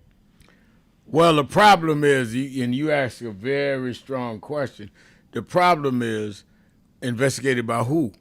That's one of the reasons why this voting is important, these marches are important, because this is the first time in my experience that we can't say that we want the feds to investigate, because the feds are the part of the problem. The federal government is controlled by Trump. So now you got to go to civil route or suing prosecutors or suing investigators, because you cannot, we always, whether it was going back to Trayvon Martin all the way to now, you could always say this local officials appear corrupt or appear biased, we go to the feds. If you go to the feds now, you're going to Donald Trump, and that ain't going to give us anything. So it's no other alternative we have other than the suit. I think that you got to raise the public awareness, which is what we're doing every chance we get, and culminating August 28th in Washington. And you've got to go into civil court. What I've said is we need to sue these prosecutors, so they'd have to be under oath, answer questions. And I think that, at the same time, we've got to put people in office that would then change the Justice Department. If the Democrats had the majority of the Congress and Hakeem Jeffries was the Speaker, Jeanine Pirro might not have got confirmed. Or if the Senate changed, she wouldn't have got confirmed. So no matter what Trump does, the fact that he controls the Congress and the Senate means he can get it through. If it flips this November, he won't get anybody through, which will make him a lame duck president. And that's what we need to be focused on. Thank you for your call. Wow. Let me, do we need a break here? Let's take a break. Be right back. Sharpton, keeping it real. Be right back.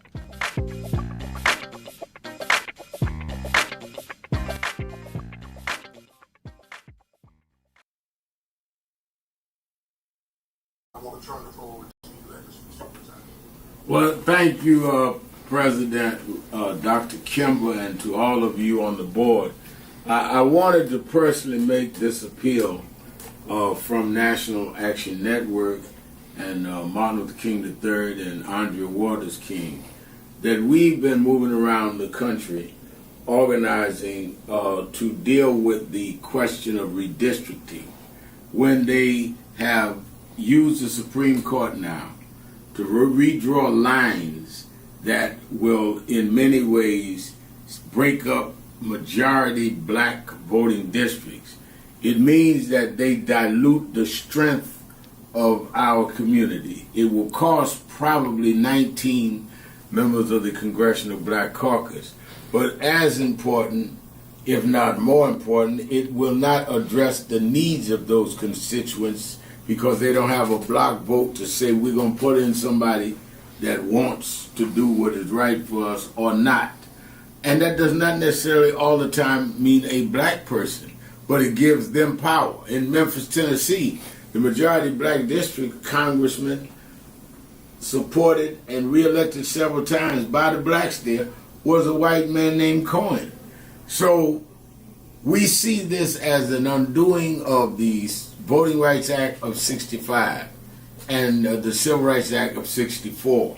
So on August 28th, we've asked people from around the country to join us in Washington, D.C. for a mass march. We've had some marches and rallies in Mississippi, some in Montgomery and Selma, but we need a national march led by the clergy, led by the faith leaders, like it was in the 60s, that will say it is a moral outrage that we would, in a time like this, disenfranchise wholesale black voters by repealing the Section 2 of the Voting Rights Act and by turning the time back. We've heard from a lot of groups, but we need this to be church-led. National Action Network is appealing to you, the president. Reverend Dr. Boise Kim has been on our board for years and knows this well, and the many of you that are on the board. But we need to send a national message in a peaceful, nonviolent gathering led by the clergy, along with Dr. King's son, along with his daughter-in-law, and along with other leaders. But it's time to dramatize it. We see the No Kings March. We see everybody out there rallying. Where's our voice when we're the ones being disenfranchised? We're the ones being attacked. And I think that if we would stand up, the people will step up because the people understand the gravity of the hour. And I think that we are called upon at this point in history to do what those leaders of the black church did before our time and in our childhood. So I thank you, President Kimball, for giving me an opportunity to make the appeal to the board itself. You have the information. We're going to have buses from all over the country. Those churches that have buses will give information. Those that don't, we're willing to help supply them. But we need to show a big number right in the nation's capital. History should not say they stripped us of everything and there was not a national response led by the black church. Thank you very much for these few minutes.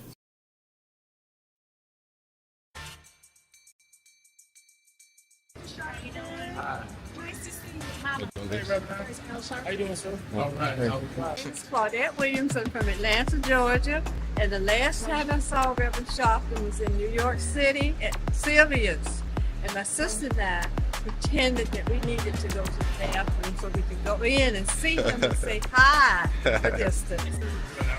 I'm okay. You look great. My name is Claudette. You're sitting with Sylvia. Oh. My sister told our house, can I get a picture? So we can see. Wave at you, and today I. May I take a picture?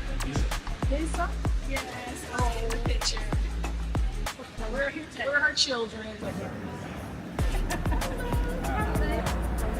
Thank you all. Reverend, it's really great to meet you. Dad, were you in? It's an honor to meet you. Okay, come take a second. Thank you. Meet you back here right quick while you momentum.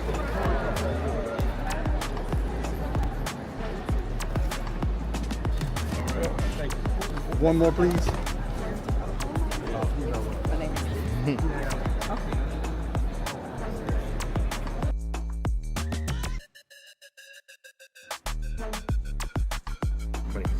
I'm still exposed. Oh my God. How you doing? Oh, come on, man. I gotta get a phone. All right. Appreciate you, man. Have a good one, man.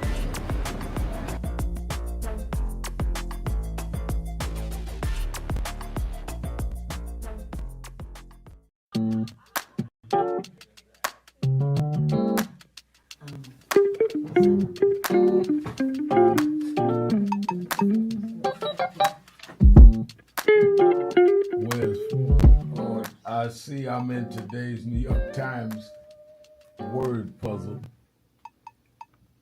and they're asking what is Al Sharpton's title for short.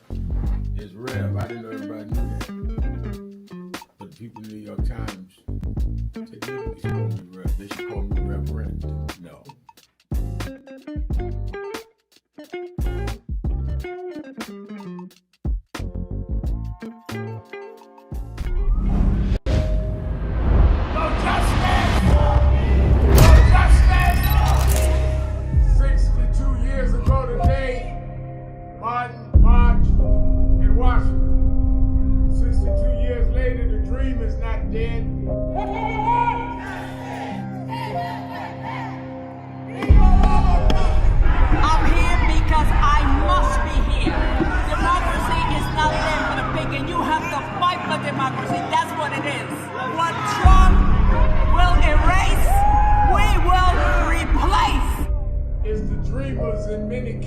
Have reversed and tried to turn it into a nightmare. We come to Wall Street rather than Washington this year to let them know you can try to turn back the clock, but you can't turn back time. We gonna keep the dream alive on Wall Street.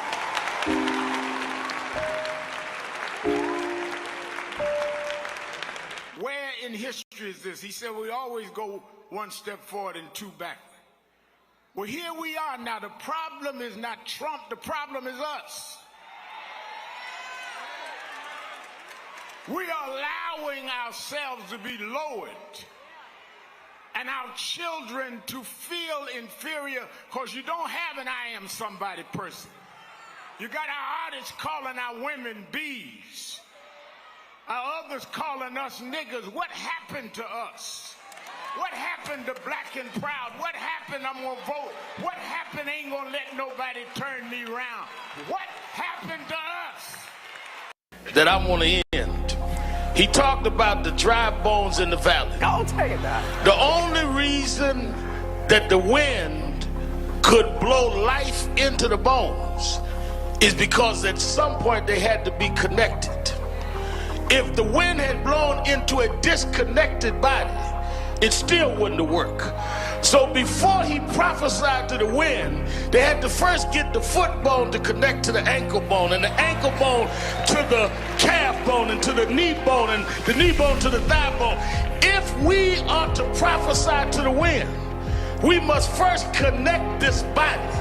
We must connect Eddie Long to Farrakhan and Cornel West to Elders and Lowry to Sharpton. If we can connect this body, then God will blow the breath of life into our community. But as long as we are disconnected, the wind can't blow because it's blowing on disconnected dry bones. But the good news is that we're the children of people that have been through worse than this, and we're still here. So even though I get despondent, I'm your I host, don't ever get depressed, Reverend Al because I Sharpton. want the world to know you won't beat us. 1-877-532-5797. Let's go to Rick in Germany. Rick. Hi, Reverend Sharpton. How you do? Oh, man, I have dizzy spells like never before, but I've got a lot on my mind today, and I'll take a minute, just a minute of your time. Three quick points. First, to Miss Richardson of Chevy Chase, my hometown. I just want to say to Miss Richardson that taxpayers don't control the Treasury. The wealthy have control not only of the Treasury but of government. And that's been the way it is, and that'll be the way it is until you elect a socialist government or socialism comes into power. And then B, on socialism and the black community, to Disco Brian, the black poor don't understand the difference between the three: communism, Marxism, and socialism. And socialism is the most nonviolent of the three. And we talk bad about Germany, all the things that Germany did in World War II for about 12 to 15 years.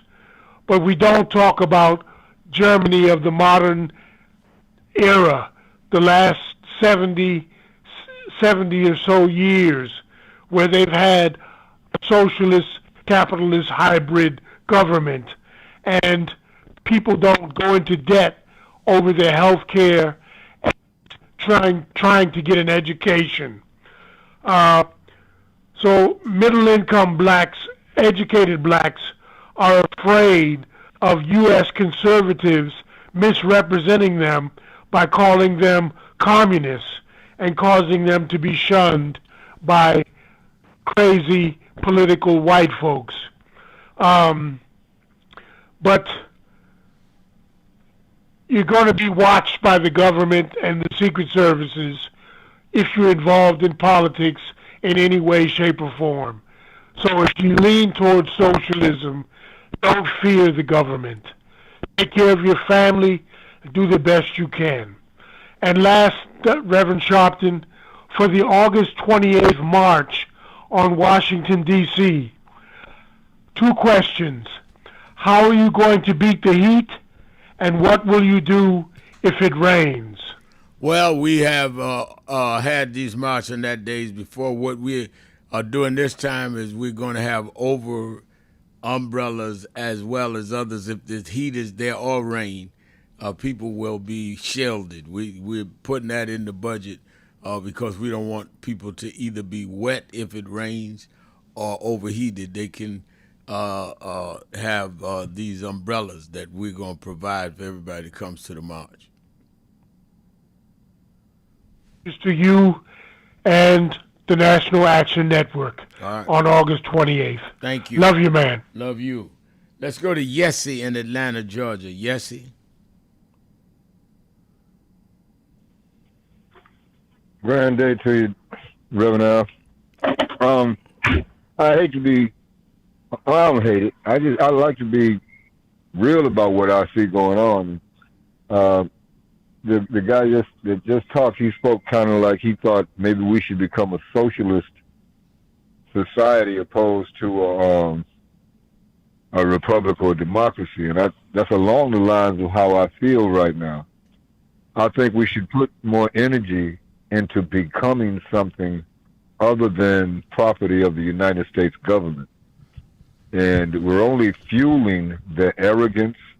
We're only backing their tyranny on every continent because we, as the original people of this land, have not come together to openly challenge them outside of their jurisdiction. We can't beat a people that took everything they have from our ancestors by submitting to what they say it's going to be. Well, all right, then tell me practically how we do that. Yes. Practically, if you have 1,000 people at a march, have them there. Find out who's on the DOS rolls. Find out who's actually from this continent. Yeah. The different rolls that show which people were indigenous to this land. And but how does that change our situation? It changes it in that the world needs to see us refuse to And be after part the of world this sees, wicked if you got company. 1,000 They people, need to if see you have us 1,000 people, and they say where they from, and the world sees that, then what? I mean, how does that lead to, you're dealing with people with immediate problems, mass incarceration, healthcare is plummeted. You've got the whole question now of even gas going up. To say that we're going to show where we're from and all of a sudden the world's going to respond, the world ain't responding to what's going on in Gaza. The world's not responding to what's going on in Iran. So why would you think 1,000 people somewhere doing that means the world's going to respond? Yeah, I think the world will respond to us rejecting the United States of America ultimately, instead of saying how. Well, what we would have to do is have advertisement, and it may be as simple as word of mouth, Reverend Al, because we don't have a television station, we don't have a radio station, and we don't have anybody to vote for to even be our leader. And you're not going to have a radio station or a TV station. We don't need one. Well, then you're not going to get any change. If you think word of mouth is going to change this administration, then you and I disagree. Word of mouth has never changed anything in history. Agree with that. Harriet Tubman was word of mouth. And Harriet Tubman did an underground railroad and took some slaves out of slavery. She did not get the Emancipation Proclamation. We're talking about changing the world. We're not talking about getting some of us out. Harriet Tubman did a great job, but Harriet Tubman did not get the slaves free. She freed some slaves. We're not trying to get some of us out. We're trying to deal with all of us. So if they want us to be voting for them, how No, we don't. It's not about they wanting. No. That's nonsense. That is nonsense. That is complete nonsense. We are not asking them, can we vote for them? We are talking about running people that will represent us, not them. They didn't send Adam Clayton Powell to Congress. We did. And we should be putting people in position that we send. We're not asking them for nothing. Them don't want us to have representation. If we are going to pay taxes, we should have people that represent where our taxes go. And we should choose them. That's not them sending us. Adam Clayton Powell didn't do what them told him to do. That's a miscarriage of Black history. Reverend, am I still on the phone? Yeah. I'm not here to quote how people did things in Black history. I'm here to talk about 2026. Well, I am here to talk about how things happen in Black history, because if you don't know your history, but you are double talking. Wait a minute, wait. You are double talking. Yes, you say you're not talking about Black history. You brought up Harriet Tubman. You can't have it both ways. You went back 2 centuries to Harriet Tubman, and when I went and answered that point, now you ain't talking about Black history. Come on, you better than that. Yes, you're a very intelligent man. You're not making sense today. Let's take a break. We'll be right back. Keeping it real. Sharpton. Be right back. Keeping it real. Do you need extra cash? Go to WeFixMoney.com.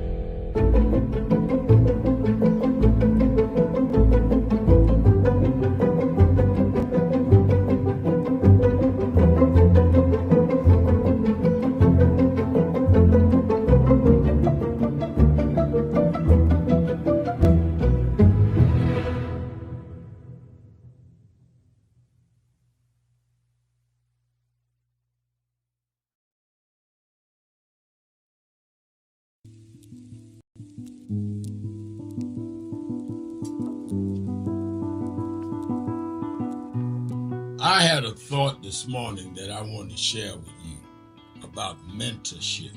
I am able to do a lot of what I do because I had great mentors. But there are correct ways and incorrect ways to mentor people, in my opinion. I was mentored as a boy preacher by Bishop F.D. became my pastor after Bishop Washington died, who was unquestionably in the top 5 black church ministers, theologians. Reverend Jesse Jackson, who I started my activism under his leadership, he and Reverend Jones. And I learned politics directly as a youth director from Shirley Chisholm. So even though I didn't finish college, I had the most unique education in the world from being exposed to giants. But the one thing I learned is as I grew older and people started coming younger than me and wanted me to teach and mentor them, the magic of the mentors I had is they did not want me to be their clone. They wanted me to learn things from them and use my own gifts and talents in my own unique way and let me do things on my own, because they knew that if I flopped in some things, it would teach me for the other things. They'll come and help me once I was down, but they were not going to have me avoid being down. And they were not going to impose themselves on me. Why am I saying that? Because too many mentors want clones, and too many mentees want their mentors to put them on a pedestal. Oh, so-and-so didn't do this for me. Oh, so-and-so didn't open doors for me. If they got to open doors for you, it may mean that they knew you weren't ready to go through those doors.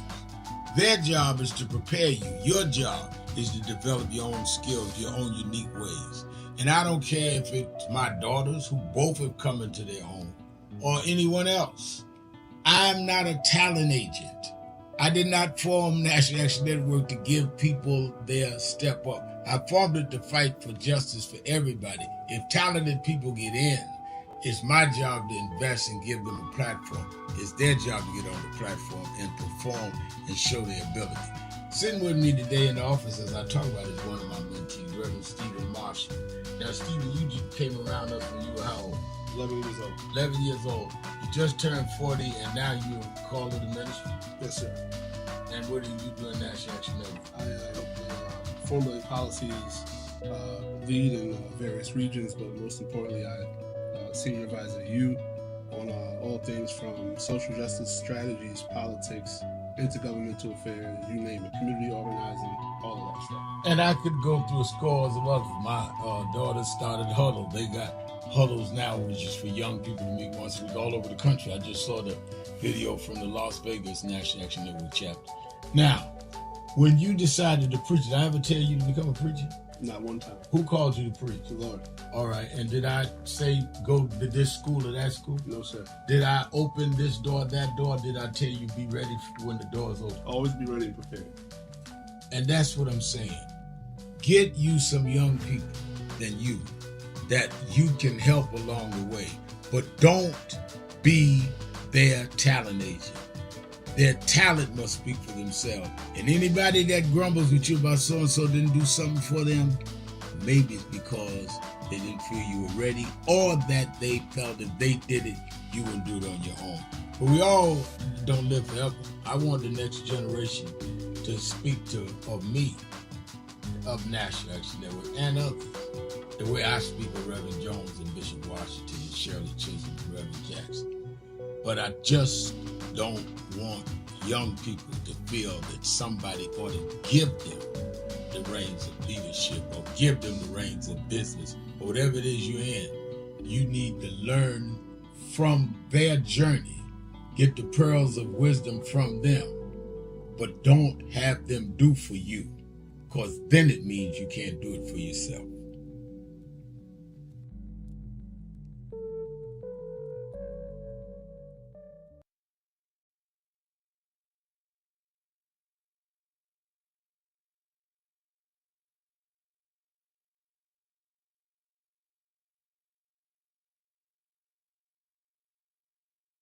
Keeping it real. I'm your host, Reverend Al Sharpton, and we're back 1-877-532-5797. 1-877-532-5797. Or you can go to our message board at nationalactionnetwork.net. Let me remind you, Politics Nation with Al Sharpton, live at 5 p.m. every Saturday and Sunday. We have the best and the brightest, and we have some of the most powerful who are not that best and brightest. All of us are challenged on the show to talk about what is going on, what they're doing about it, and how it relates to our community. Don't miss a Saturday or a Sunday, 5 p.m. Eastern Time on MS Now.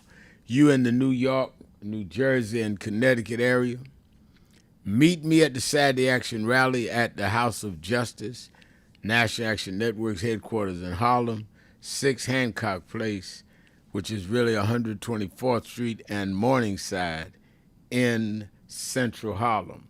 And our rallies every Saturday morning, 9 to 11. I'm there every Saturday. I'll be there this Saturday looking for you. And you that are not in the New York and vicinity, you can watch it live on Impact Television, or you can watch it on nationalactionnetwork.net live stream, or YouTube/NAN, or AME Zion Network. And of course, the march at Lincoln Memorial in Washington, D.C., August 28th, around 3 main issues. There are many other issues we'll be addressing, but 3 main issues. Voting rights restored. We want that Congress to come with a new voting rights bill. Dealing with the extension of the Affordable Care Act, and dealing with DEI, which is wedded to diversity, equity, and inclusion, is wedded to affordability, because hundreds of thousands are losing their jobs because of their diversity can no longer be considered. So we can't go in and demand company A, you don't have enough blacks and browns, because they don't even have to give you the data now. They'll say, we can't count the diversity numbers. You don't have blacks getting contracts or board seats. I remember when we went into Detroit and made the auto industry deal with contracts, millions of dollars. I'm talking about National Action Network and other situations. That's why I get a little hard on people that have utopian dreams but cannot give me the reality of what we're going to do now. All right, fine. If we're going to wait on the awakening worldwide, like I was arguing with my friend Yessie, who's a bright man, then you're telling everybody now, just keep suffering. Just don't worry about you can't afford the gas. Don't worry about you are unemployed. Don't worry about you don't have no health care. We're going to wait on the whole world to wake up. The whole world ain't woke up for the people in Ukraine or Gaza and stop nothing. While all of that was going on, Trump got elected. So I'm not saying your goals are not right, but I think you have to do both and, not either or. Where I get a little passionate is that when people say, let's do this and forget about voting and forget about this and that. No, why don't we do both? Why don't we vote since we have to pay the taxes? And why don't we also go for the long-term goals that you're saying? But to say it's my way or no way, I think is unfair and unrealistic. And I think that's why I combat it when people, come at it on either the message board or on the show, is why do we have to stop doing everything to just do it your way? And show me where it has worked your way. Nobody stops doing whatever it is they're doing. I got I went and had surgery last Wednesday, as many of you know. First thing I wanted to do with a torn in my knee, a meniscus, is I wanted to stop the pain. Then we can talk about how you're going to have surgery and rearrange and heal the tear. But I don't want to hear about by and by how you'll feel better. First, stop the pain. Numb the pain. Then I can think clearer and behave better because I'm not hurting. But as long as I'm in pain, I can't even make a rational decision. I'm hurting. And I think that some of us are saying to our people, go on and keep hurting now. Don't worry about the pain. Let's have this by and by when the morning comes utopia. Well, that's just as bad as the preacher saying, don't worry about stuff down here on earth. Just do right and go to heaven. Forget about earth. While they tell you to put offerings in the church so they can live a decent life. I mean, come on. Let's be fair. Let's be fair. That's why I jumped on a lot of our academics. Working at major Ivy League colleges, some at state colleges, you're getting paid to be revolutionary. It's easy to be revolutionary pulling a state check or an Ivy League school check. But what about the person living in West Philadelphia that ain't getting that check? Telling him to let's have an ideological conversation is, to me, insensitive. He ain't getting the check you got. He's not getting the health care coverage you got. You teaching at Harvard, Princeton, Yale, telling poor people or working class people, don't worry about your situation.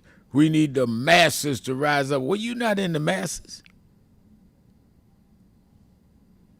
So there's a difference between academicians that get paid to be and talk smart, or people that are active saying we got to have a short-term plan and a long-term plan. I am not against the long-term plan. Some of what people are saying are, in my opinion, correct and good, but you have to also have a short-term plan to deal with the pain people feel right now. I'm not arrogant enough to tell people, you just keep suffering till we can get the plan straight. Nor am I saved and sanctified enough to tell people, just wait till you get to heaven. Don't worry about it. You don't have no rights down here. There's no biblical basis for that. Everybody in the Bible dealt with the times in which they're in. And there's really no academic standard for that, because the most noteworthy historians in history motivated the people in the time they were writing history. But the arrogance, the insensitivity of telling people to keep suffering while we try out your theories is an absolute epitome of an insult to me. Arrogance. Try everything. And to deal with this immediate pain, we need to stop the people in office that's causing the pain while we try to build the global movement. I met today with some people from Senegal. I'm all for a global movement, particularly people of African descent.